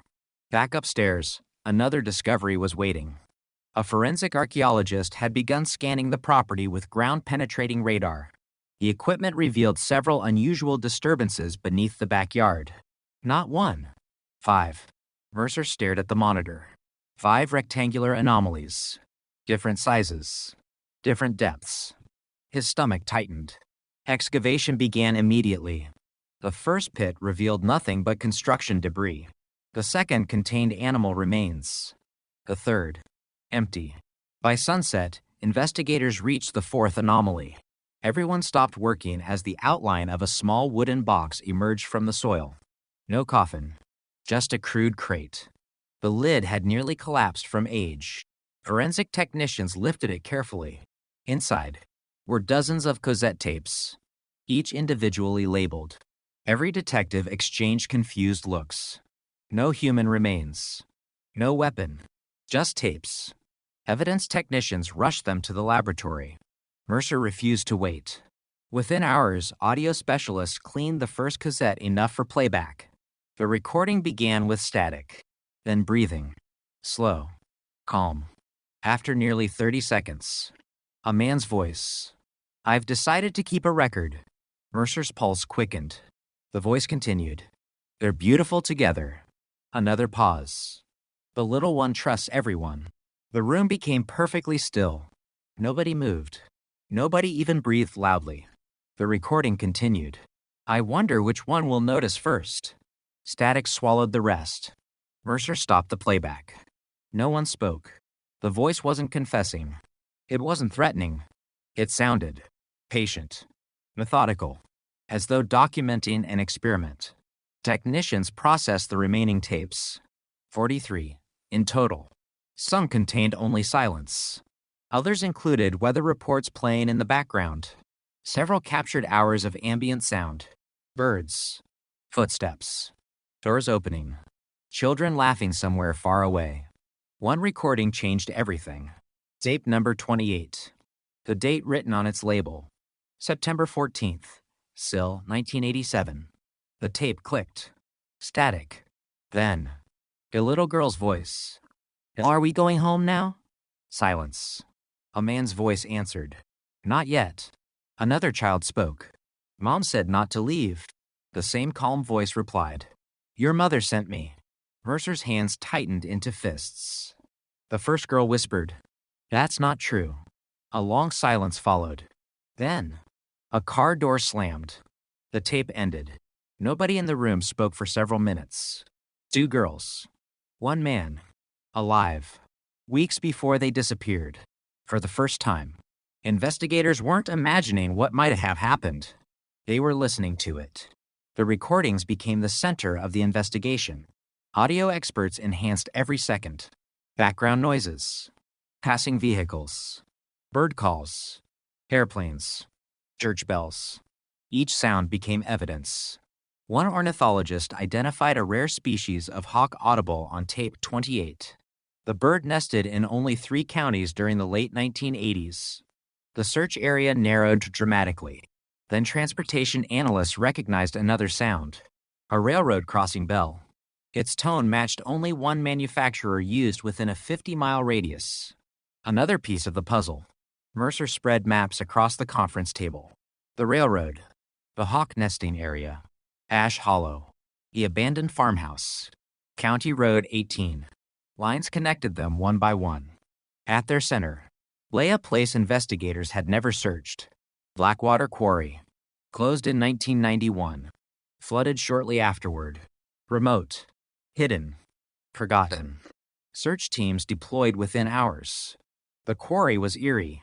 Towering rock walls surrounded dark water that reflected almost no sunlight. Old conveyor belts rusted where they had stopped decades earlier. Collapsed machinery sat half-submerged beneath vines. Divers entered the water before noon. Visibility was almost zero. They searched by touch. At 2:46 p.m., one diver surfaced, waving frantically. He had found a vehicle. 40 feet below, a crane slowly lifted the wreck from the quarry floor. The sedan had been underwater for decades. Its windows shattered, license plates missing. Inside, no bodies, only mud. But in the trunk, investigators recovered a child's pink raincoat, folded neatly, as though someone had placed it there intentionally. The pockets contained 2 objects, a marble and a Polaroid photograph. Mercer carefully examined the picture. It showed the 2 girls again, standing beside a woman. Her face had been scratched away with something sharp, every inch of it. Only the girls remained untouched. Whoever had done it hadn't damaged the photograph accidentally. They wanted her erased. Dr. Shaw stared at the image. The mother. Mercer nodded slowly. Or someone pretending to be. Later that evening, forensic technicians recovered partial fingerprints from the Polaroid's glossy border.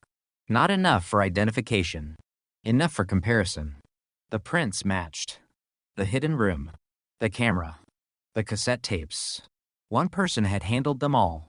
The same unknown individual. For 19 years. Investigators believed they were chasing fragments.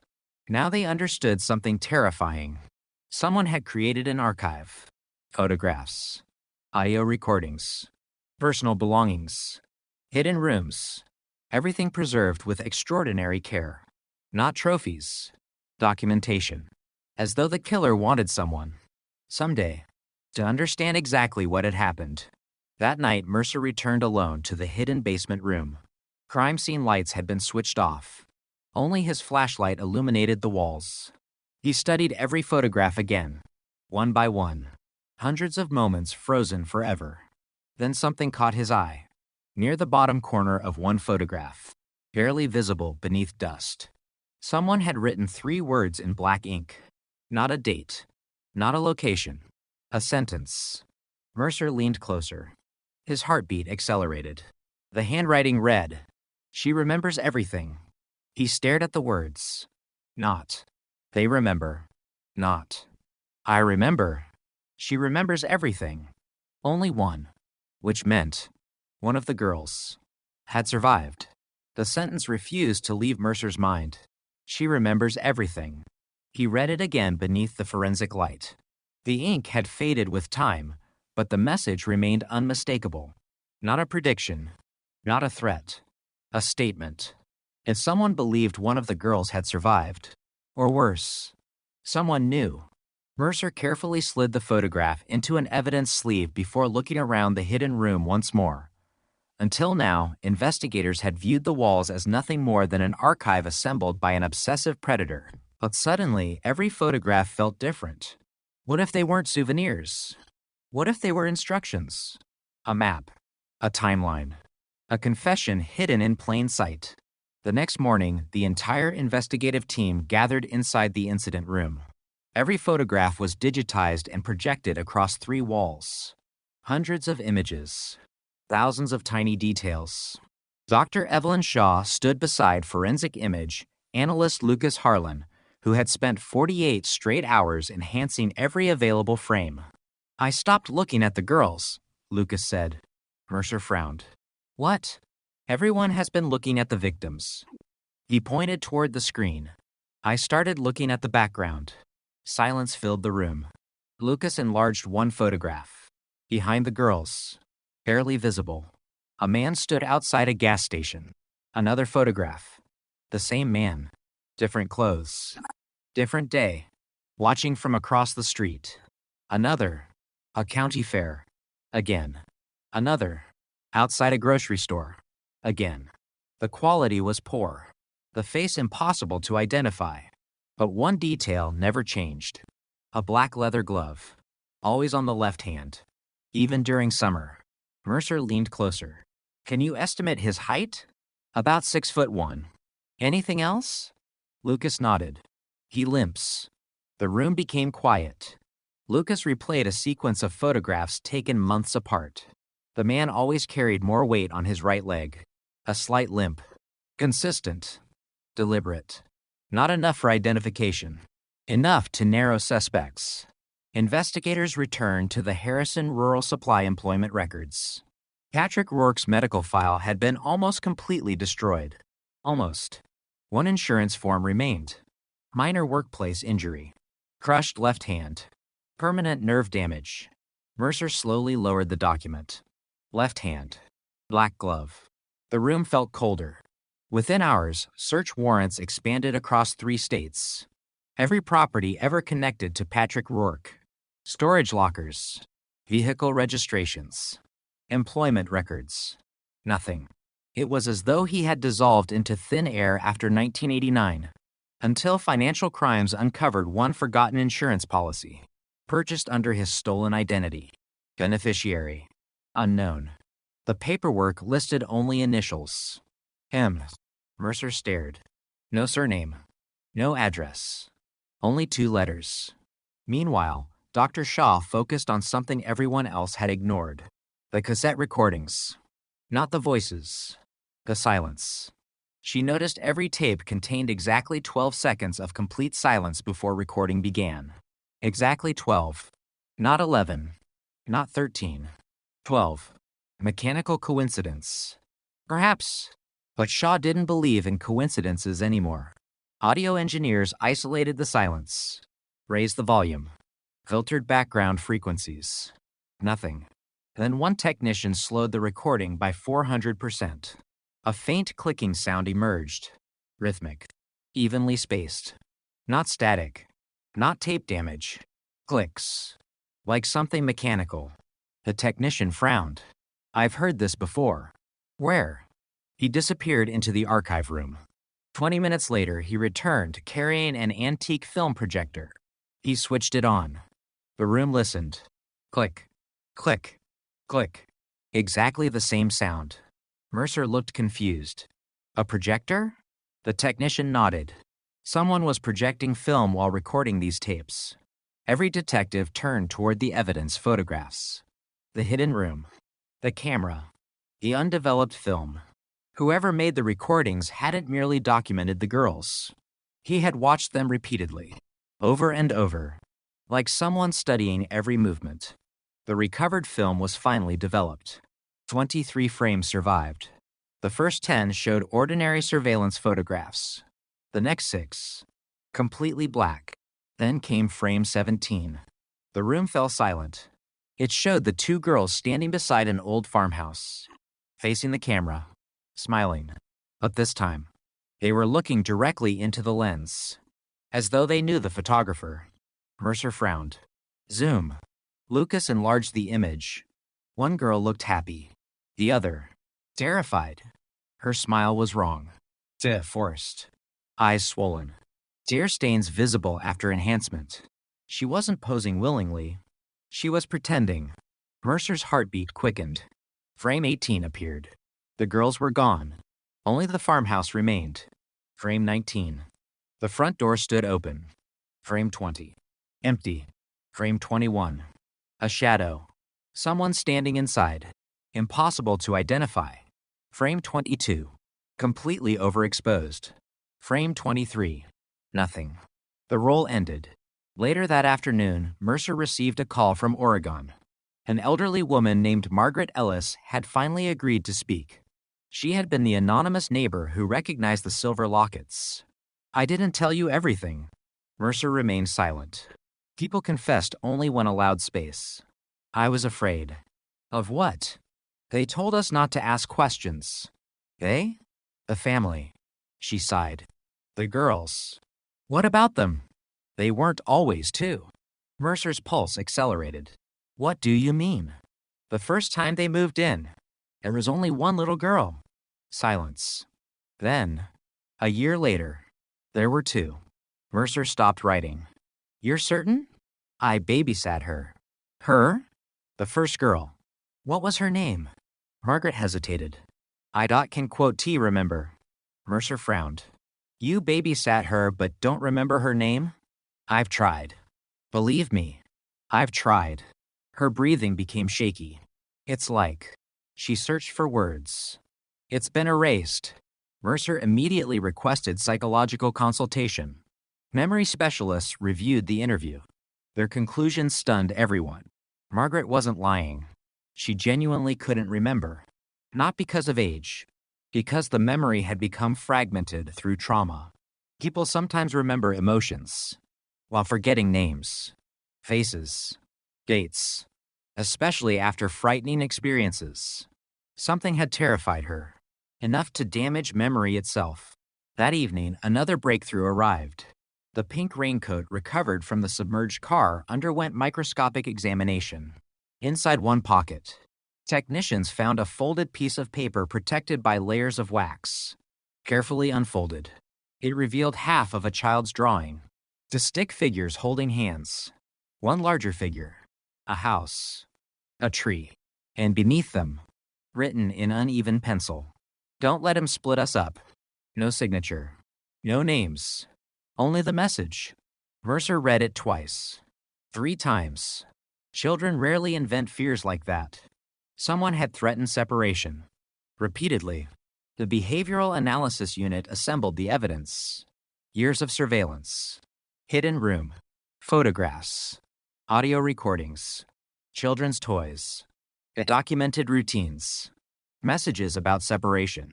Their conclusion chilled everyone. This offender wasn't motivated primarily by murder. Mercer looked up. Then what? The profiler answered quietly. Control. He wanted ownership. He wanted to decide who stayed together and who didn't. Near midnight, Lucas Harlan rushed into the laboratory carrying another enlarged photograph. "I found something." Mercer hurried over. Lucas pointed toward the farmhouse image. Not the girls. Not the house. The upstairs window. A face. Small. Looking out. Mercer frowned. There were only 2 girls. Lucas slowly shook his head. No. He enhanced the image again. The face became clearer. Another child. Different hair. Different clothes. Watching from inside the house. Not smiling. Not moving. Just watching. Mercer counted silently. 1, 2, 3. 3 children. Yet every investigation, every witness, every report had spoken only about 2. He looked toward Dr. Shaw. "Tell me that's an artifact." She studied the pixels for almost a minute. Finally, she looked back at Mercer. "It isn't." The farmhouse hadn't been hiding 2 victims. It had been hiding at least 3. The photograph was enlarged until the individual pixels blurred into soft blocks of gray and white. No one in the forensic lab spoke. The third child's face remained fixed in the upstairs window, partially obscured by a thin curtain. The image quality was poor, but one thing was unmistakable. The child was looking directly at the camera. Not toward the girls. Not toward the yard. At the photographer. Mercer folded his arms. Show me every frame again. Lucas Harlan restarted the sequence. Frame 17. The two girls outside. Frame 18. The empty yard. Frame 19. The farmhouse. Frame 20. The upstairs window. There. The third child. Frame 21. Gone. Mercer frowned. And not possible. Lucas nodded. I checked the negatives twice. No editing? None. So where did the child go? No one answered. The behavioral analysis unit immediately revised its profile. Their original assumption that the offender had been obsessed with one family no longer fit the evidence. This was larger, and much larger. A hidden room wasn't documenting to children. It was documenting a system. The profiler, Dr. Helen Cross, placed several photographs across the conference table. Notice what's missing. Mercer looked. I don't. Adults. She pointed again. Nearly every photograph contains children. She laid out another. And when adults do appear, they were always partially obscured. Heads cut off. Faces scratched away. Standing outside the frame. Someone had intentionally excluded grown-ups. Almost as though only the children mattered. The old farmhouse became the center of the investigation. Every inch was scanned using laser mapping technology. Walls, floors, ceilings. Nothing escaped examination. On the third day, one of the structural engineers noticed something unusual. The upstairs hallway measured 12 feet. The downstairs hallway measured nearly 16. Mercer looked up immediately. Hidden space. Workers carefully removed aging plaster between two bedrooms. Behind it, they discovered a narrow passage, barely 3 feet wide, running the entire length of the house.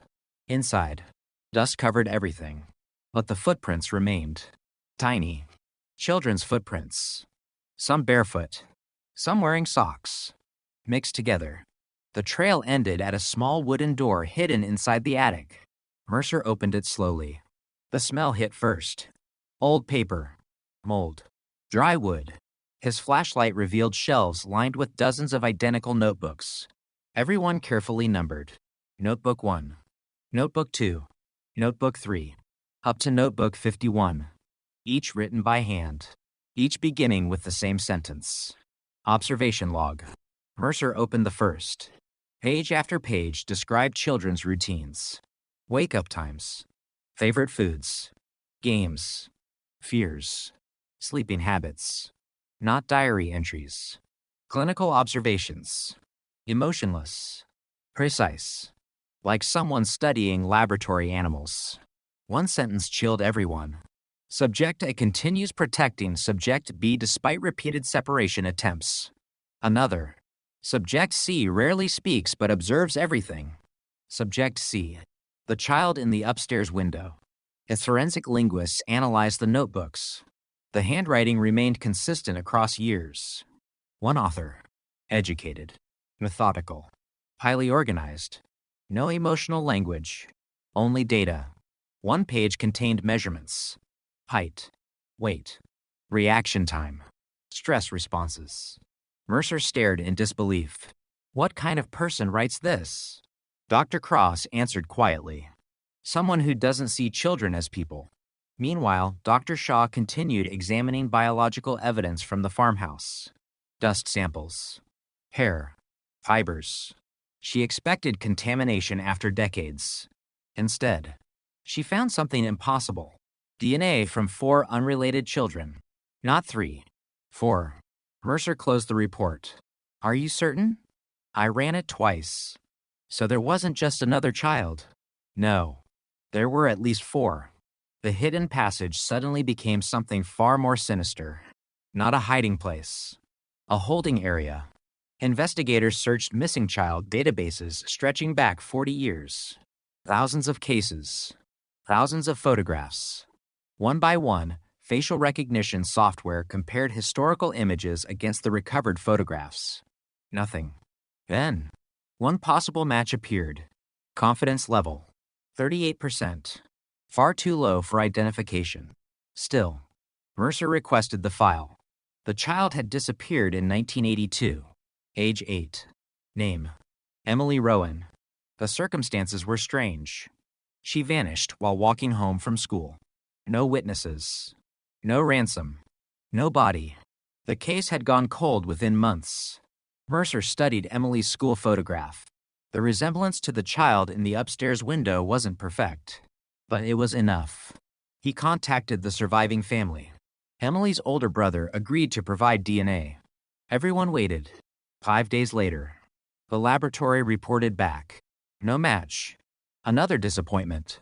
Another family reopening old wounds for nothing. Mercer personally called to apologize. Emily's brother surprised him. Don't. What? Don't apologize. You were trying to find someone. He paused.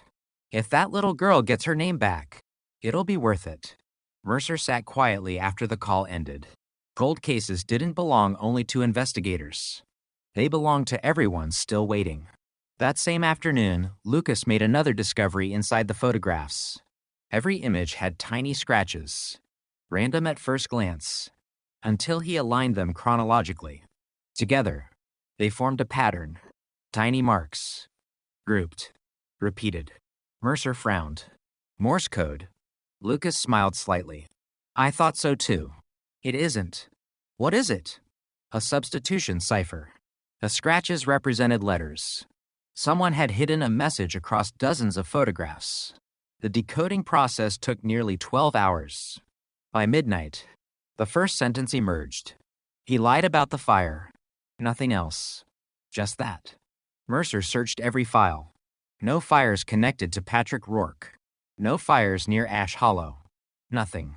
Until an intern searched newspaper archives from neighboring counties. There it was. A farmhouse fire. A summer of 1983. Official cause: electrical fault. 3 children reportedly escaped. 1 adult died. The owner's name: Elias Morgan. Mercer read the article twice. The accompanying photograph showed firefighters standing beside smoking ruins.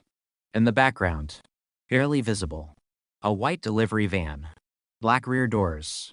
Years before, Patrick Rourke supposedly joined Harrison Rural Supply. Mercer ordered a full investigation into Elias Morgan. Birth records. Employment. Military history. Medical licenses. Nothing made sense. Every document before 1978 existed. Every document afterward appeared manufactured. Different signatures. Conflicting addresses. Duplicate Social Security records. The man had rewritten his identity long before investigators ever knew his name. Meanwhile, forensic accountants uncovered another strange pattern. Morgan had purchased abandoned properties across 3 states. Always cash. Always rural. Always within driving distance of schools. 7 properties. Investigators mapped them. The locations formed almost a straight line running north to south. At the center, the abandoned farmhouse. Search teams spread out immediately. The first property contained nothing. The second, nothing. The third, an old storm shelter beneath a collapsed barn. Inside, empty shelves, children's blankets, faded chalk drawings covering the walls, stars, flowers, names. 1 name had been scratched away violently. Another remained, only for letters. Lena. Mercer photographed it carefully. For the first time, one of the children might have had a name. Dr. Shaw tested the chalk, mixed into the dust. She found fresh skin cells. Not decades old. Recent. Very recent. In less than 3 months. Mercer looked up sharply. Someone's been here. Nobody spoke. If the estimate was correct, someone connected to the mystery had entered the shelter. Only weeks earlier. After 19 years. The investigation wasn't disturbing old secrets anymore. It was disturbing someone still alive. That night, patrol deputies increased surveillance around every known evidence site. Mercer refused to say why publicly. He didn't want headlines. He wanted whoever was watching to believe investigators knew less than they actually did. At 2:11 a.m., an alarm sounded at the sheriff's evidence warehouse. Officers responded within 4 minutes. The rear security door had been forced open. Inside, nothing appeared stolen, nothing damaged, until the evidence technician opened shelf C. The silver locket was gone. In its place lay a folded sheet of yellow paper. Mercer unfolded it carefully. Typed across the center, in perfect black letters, were 6 words. You were never looking for her. No fingerprints. No DNA. No security footage. The intruder had entered, walked directly to the correct shelf, taken only the locket, and disappeared. Which meant one terrifying thing. Someone had been watching the investigation. From the very beginning, the evidence room felt unnaturally quiet. And no alarms, no flashing lights, no shattered glass. Just an empty evidence tray where the silver locket had rested for nearly 2 decades. Mercer stood motionless, staring at the vacant space. The thief had ignored everything else. Boxes containing photographs, original camera, cassette tapes, fibers, biological samples. Nothing had been touched. Only the locket. Only the one object investigators believed had belonged to the unknown girl. Or perhaps, the one object that never belonged to her at all. The typed note lay sealed inside an evidence bag. You were never looking for her. Mercer read it over and over. Not, you found the wrong person. Not, you're too late. Not even, you'll never catch me. The message was precise. Her. Singular. Someone wanted investigators to stop focusing on the child. Someone believed the real mystery was another woman entirely. A burglary transformed the case overnight. For the first time in 19 years, detectives knew one thing with absolute certainty. Someone connected to the crimes was still alive. Someone was watching. And someone had enough knowledge of police procedures to enter a secured evidence warehouse without leaving a single identifiable trace. And that narrowed the possibilities considerably. The intruder wasn't impulsive. He or she understood alarms, patrol response times, camera blind spots, and evidence storage. This wasn't luck. It was preparation. The sheriff authorized a confidential task force. Only 8 people would have unrestricted access to the investigation moving forward. Every document was watermarked. Every digital file secretly tagged. If information leaked again, Mercer intended to know exactly where it came from. Trust had become evidence. Meanwhile, Dr. Evelyn Shaw couldn't stop thinking about the missing locket. Not because it had been stolen. Because of when it had been stolen. The burglary occurred less than 24 hours after the laboratory announced that the DNA inside the clasp belonged to an adult woman. That information had never been released publicly. Only 8 investigators knew. Which meant one of 2 things. Either someone inside the task force was leaking information, or someone was listening. The building underwent a complete electronic sweep. Conference rooms, interview rooms, Mercer's office. Nothing. Until technicians dismantled an old analog wall clock hanging inside the archive room. Hidden behind the clock face, they found a transmitter. Small, battery-powered. Old enough to escape modern security scans because it transmitted only a few seconds every hour. It had been installed years earlier. No fingerprints. No serial numbers. Mercer looked around the room. Every strategy meeting. Every discussion. Every theory. Someone had heard them all. The transmitter changed everything. The investigation was no longer chasing a cold case. It had become an active contest between investigators. And whoever remained on the other side. Forensic electronics specialists analyzed the device. Its battery had finally died 6 months earlier. Yet someone had still known about the DNA findings. How? Mercer reviewed the laboratory chain of custody. Every person. Every signature. Every transport log. Nothing. Then Shaw noticed something almost laughably simple. The laboratory windows. At night. Computer monitors were visible from the parking lot. Mercer immediately visited after sunset. From across the street, using a telephoto lens, investigators could clearly read portions of documents displayed on certain monitors. No hacking. No insider. Just patience. Someone had been watching the building. Again.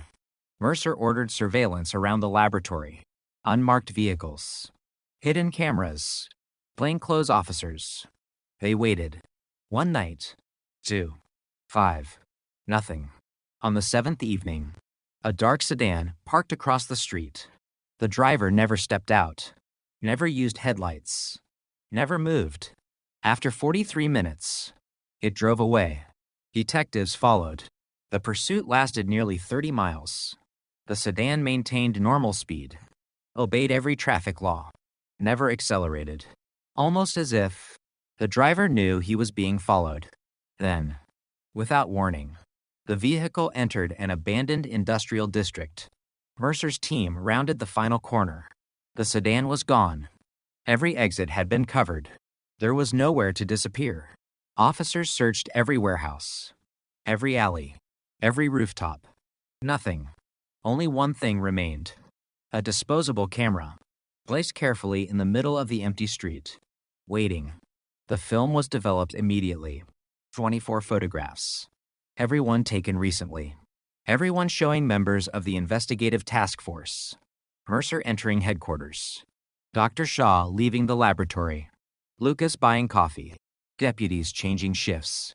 Someone hadn't merely been watching the investigation. The investigation had become the target of surveillance.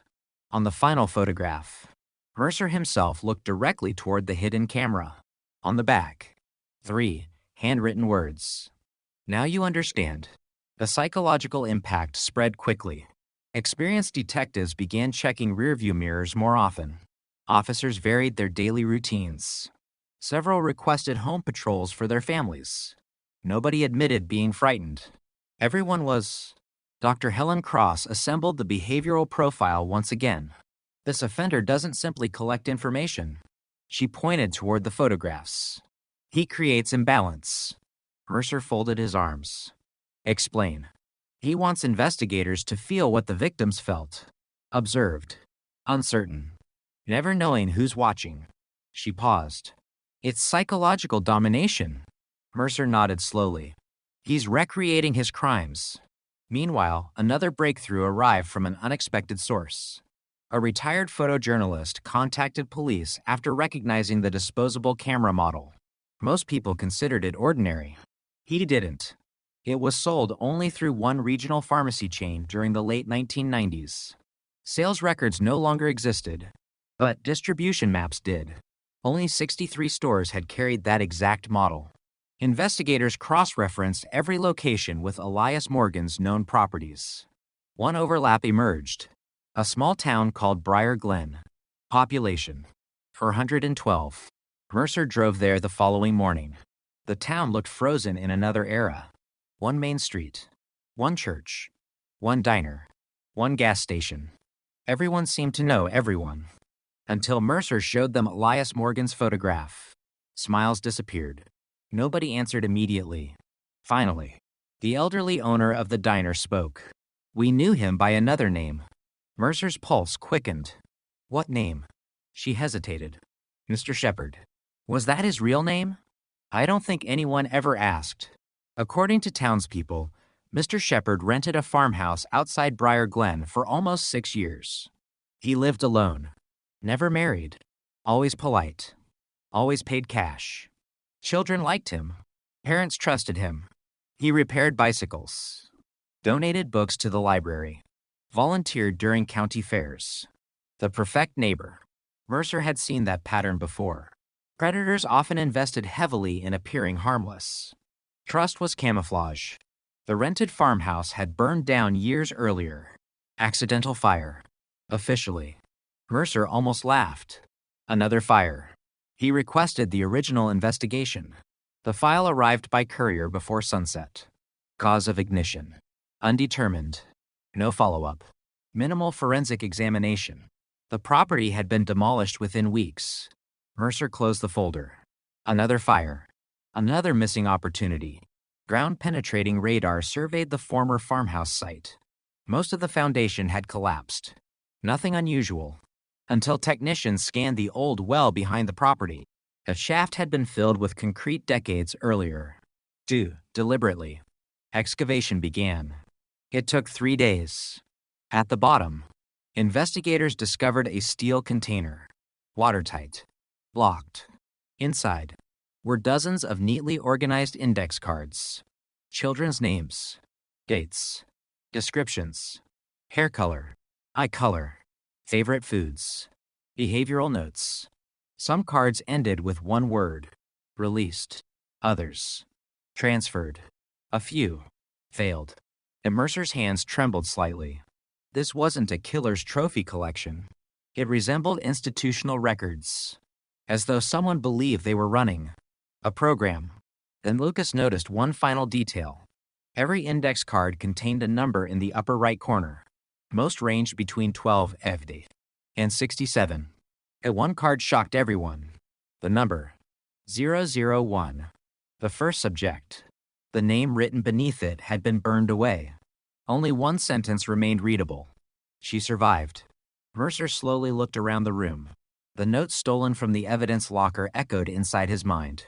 You were never looking for her. The burned card. She survived. The missing locket. The erased woman in the Polaroid. The adult DNA. Every clue pointed toward the same conclusion. For 19 years. Investigators had believed they were searching for a murdered child. They were wrong. Somewhere, the first victim was still alive. And if she was alive, she might also be the only person who knew the entire truth. Mercer didn't sleep that night. The words on the burned index card refused to leave him. She survived. For 19 years, every assumption had revolved around identifying the dead. Now the investigation had shifted toward finding the living. If the card was genuine, then someone, possibly the very first victim, had escaped whatever system had been built around those children. And if she had escaped, why had she never come forward? Fear? Trauma?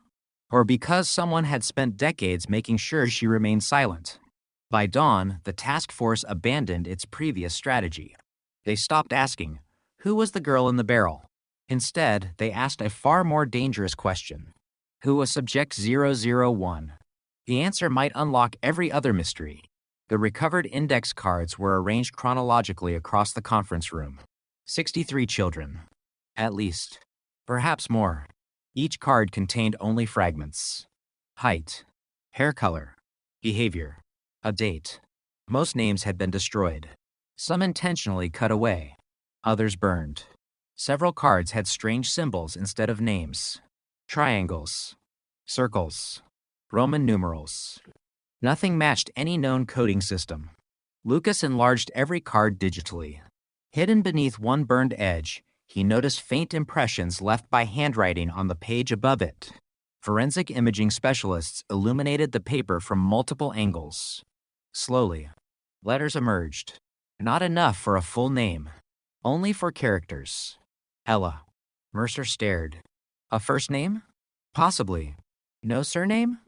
Lucas shook his head. The rest is gone. The genealogy team immediately searched historical records. Girls named Ella. Estimated birth years. Counties connected to the investigation. Hundreds of possibilities. Too many. Until Dr. Shaw noticed another coincidence. Subject 001's behavioral notes repeatedly mentioned music. Responds positively to piano. Sings before sleeping. Calms after lullabies. Mercer frowned. What about it? Shaw smiled slightly.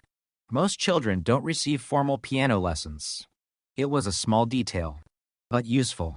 Investigators cross-referenced missing girls named Ella with music school enrollment, records from the early 1980s. The list dropped from hundreds to 9. They interviewed surviving relatives. 8 cases ended quickly. Different circumstances. Different timelines. Different DNA. Only one remained. Ella Whitmore. Disappeared at age 9.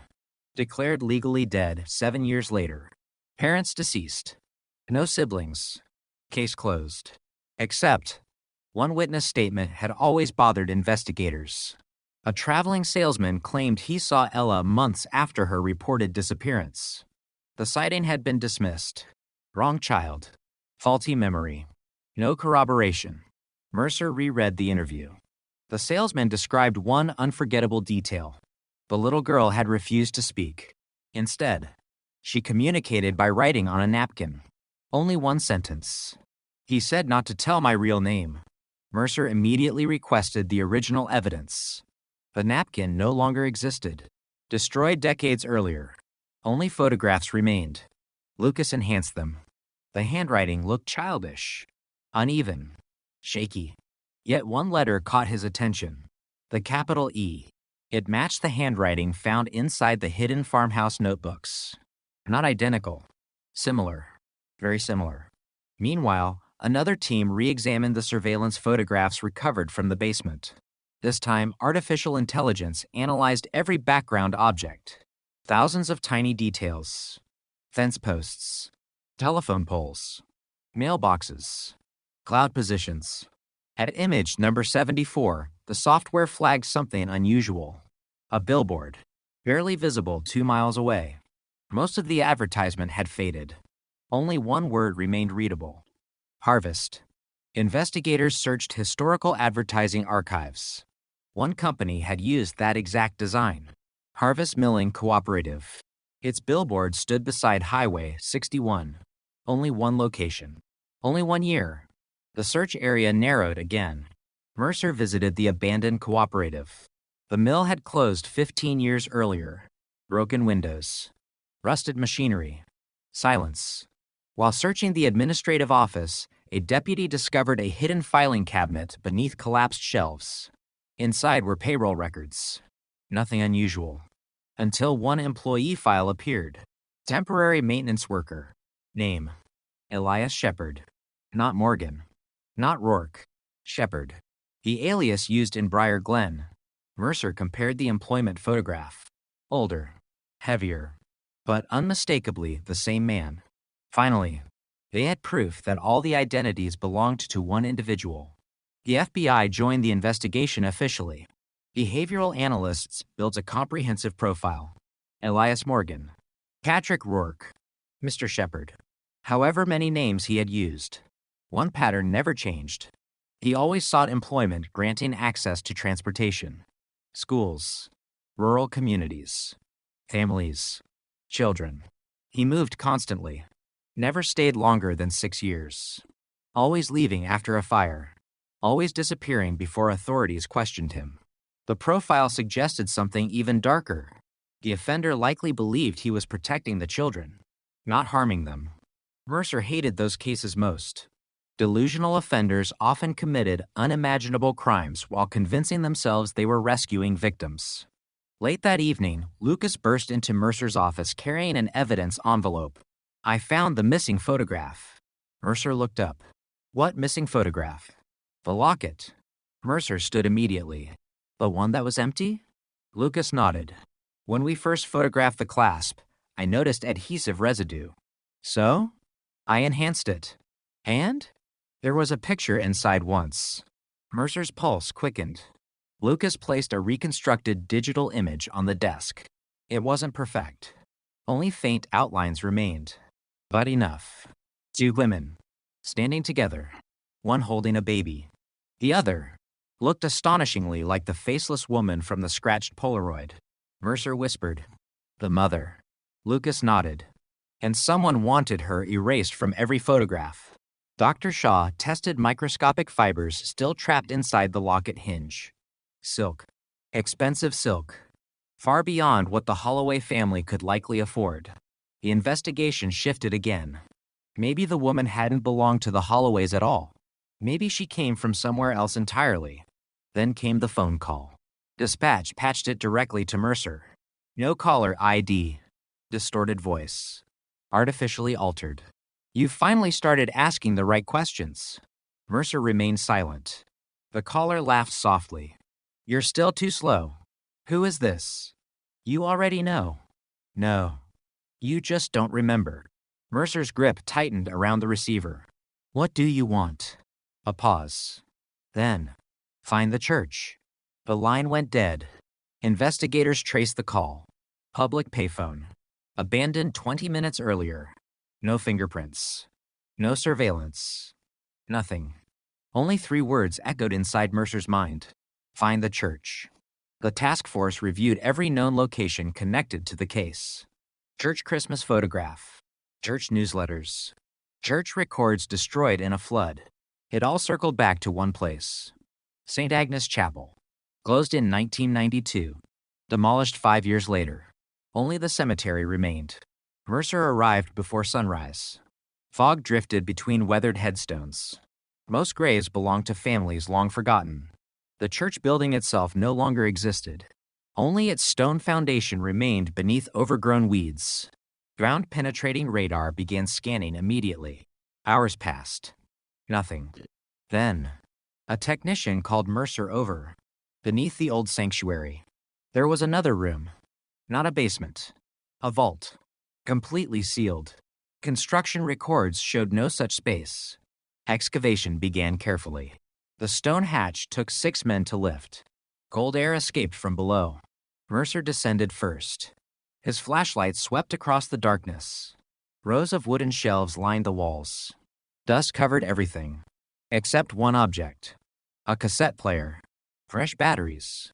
A red light blinking slowly. Someone had been there recently. Mercer pressed play. Static filled the underground chamber. Then, a woman's voice. Calm. Steady. Almost whispering. "If you're hearing this." She paused. "Then he finally made you follow me." Mercer's heartbeat accelerated. The recording continued. "My name isn't important." Another pause. "But I was." A deep breath. Subject 0. The tape clicked. Silence. Then stopped. Mercer looked around the underground chamber. If the woman on the recording was telling the truth, the investigation had been wrong again. There had never been a Subject 001. There had been someone. Before all of them. The tape ended with a hollow click. For several long seconds, no one inside the underground chamber moved. The stale air seemed heavier now, pressing against the stone walls as Mercer's flashlight drifted slowly across the room. Dust floated through the beam like tiny ghosts, disturbed after decades of silence. Subject 0. Not Subject 1. 0. A beginning before the beginning. Mercer carefully removed the cassette from the player and sealed it inside an evidence bag. "Search everything." His voice echoed through the chamber. Every shelf. Every crack in the stone. Every loose floor tile. Nothing was too small anymore. The underground vault measured only 20 feet across, yet it felt strangely organized. Unlike the hidden rooms investigators had already discovered, this place wasn't filled with toys or surveillance photographs. It looked educational. Shelves contained old children's books, elementary mathematics workbooks, geography maps, handwritten flashcards, even stacks of neatly folded blankets. A small chalkboard stood against one wall. Written across it, in faded white chalk, were only 3 words. "Remember your number." Mercer stared at the message. Not your name. Your number.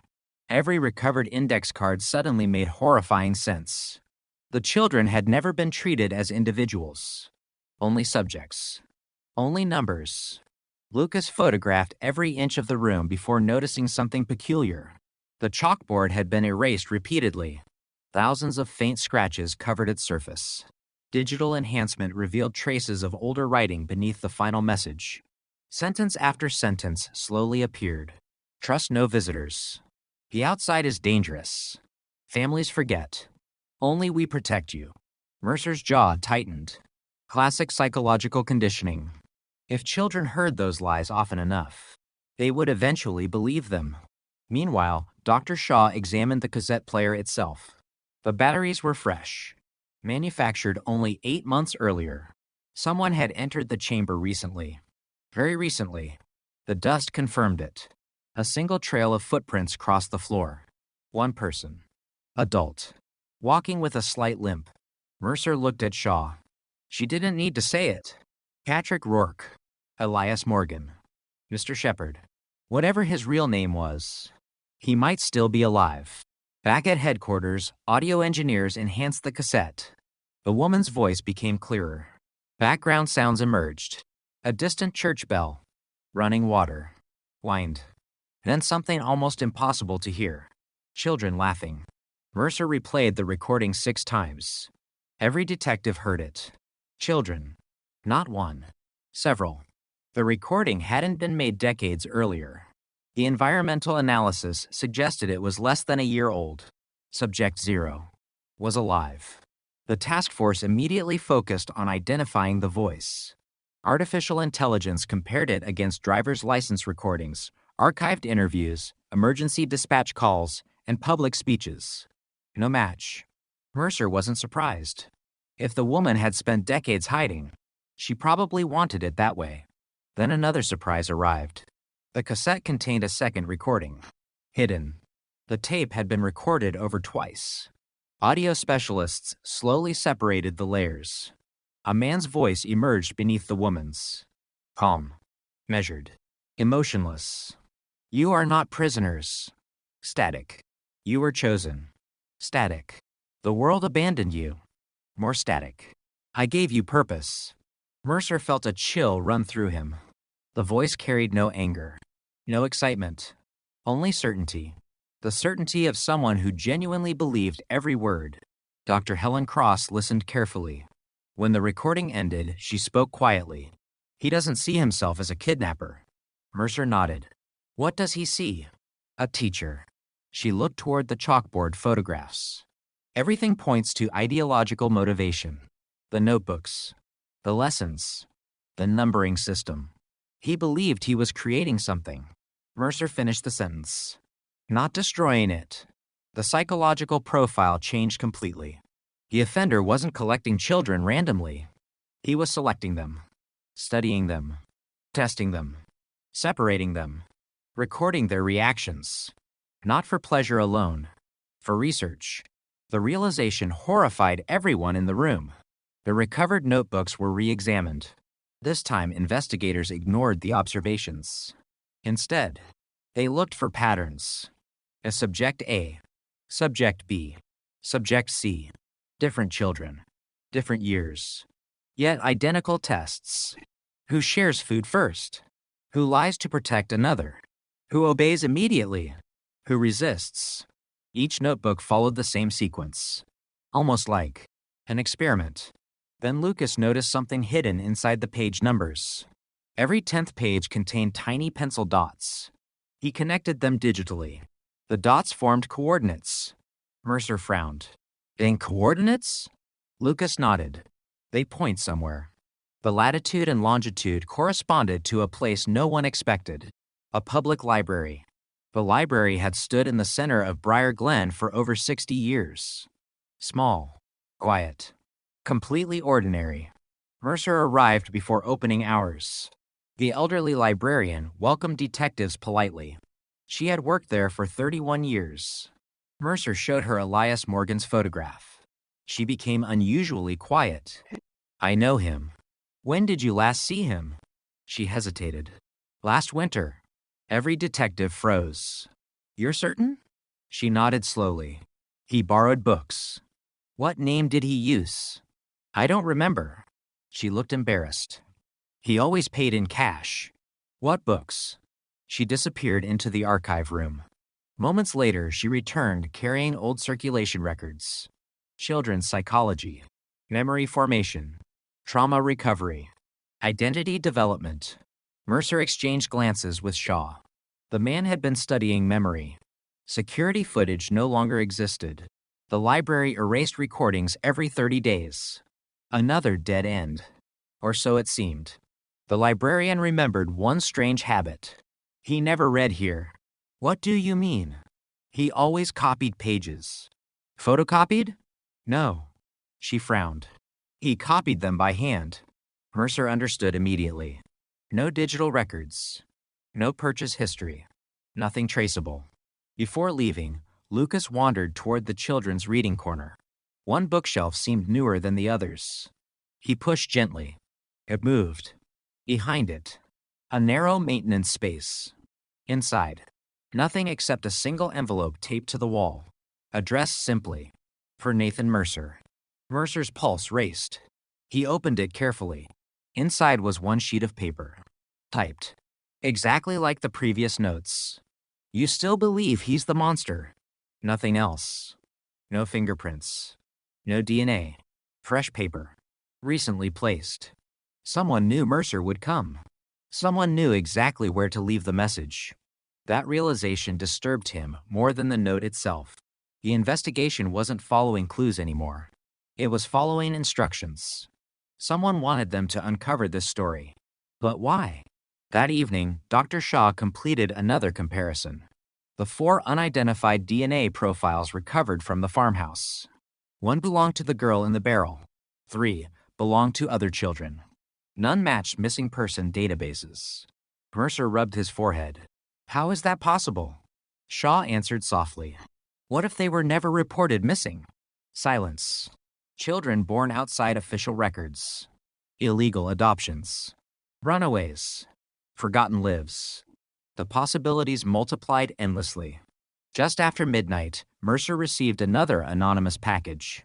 No return address. Delivered by courier. Inside was a VHH-8 cassette labeled Classroom 3. Technicians found no fingerprints. Mercer watched the tape alone. Static. Then picture. The quality was poor. A classroom. About a dozen children sat at desks. Their faces were blurred deliberately.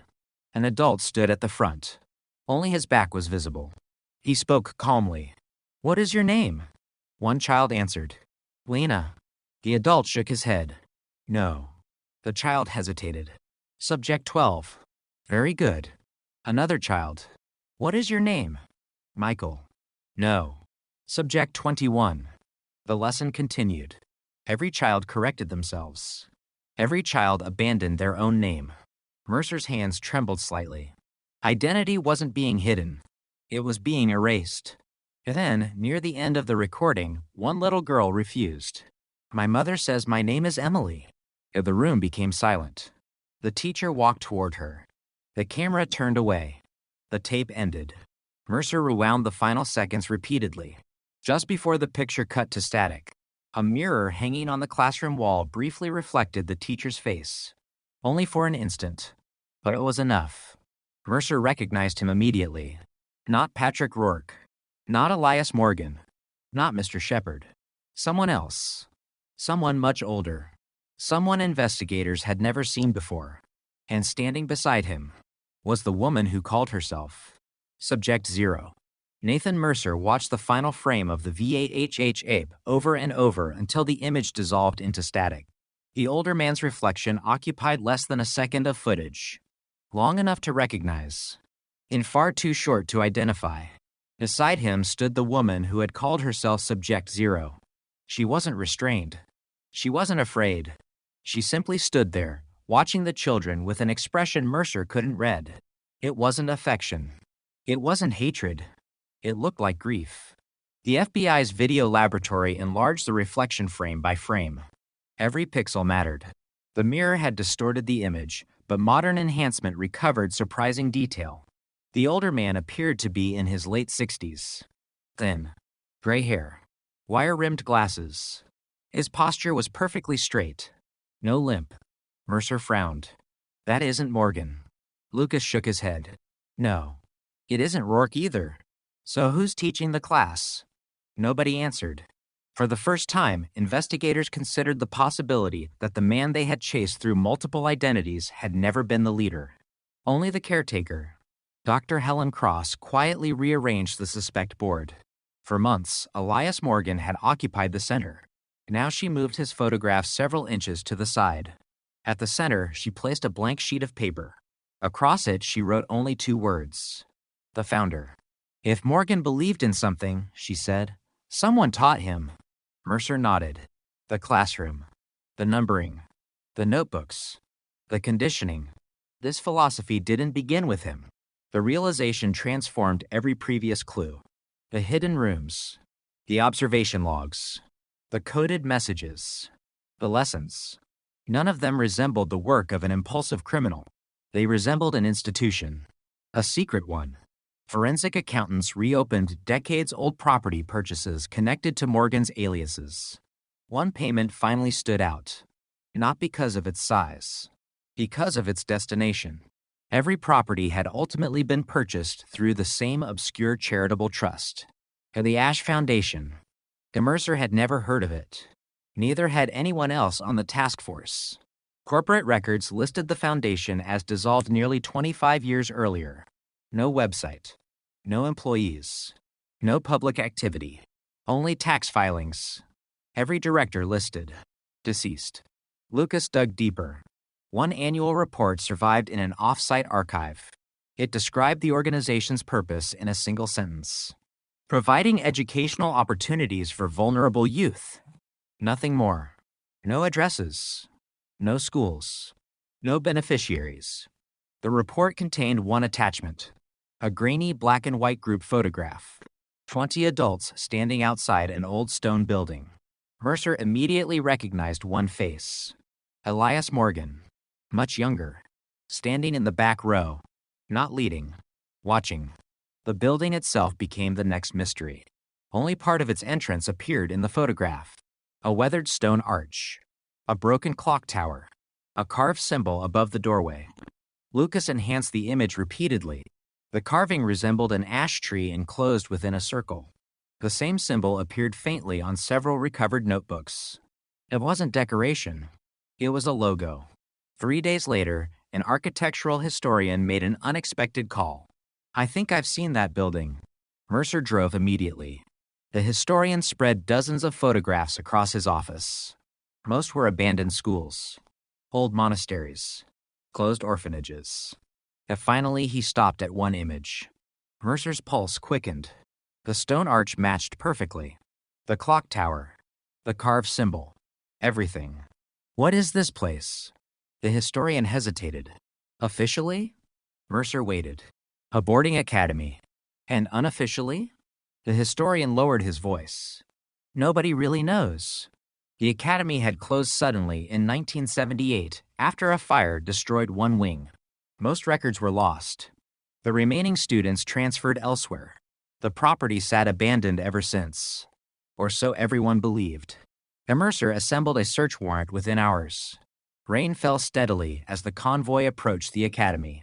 The building emerged from dense forest like a forgotten fortress. Broken stained glass windows reflected flashes of lightning. The clock tower had stopped at exactly to 17. No birds nested there. No animal sounds disturbed the silence. Even the wind seemed reluctant to cross the grounds. The front doors hung partially open. Inside, dust covered the marble floors. Classrooms lined both sides of a long hallway. Desks remained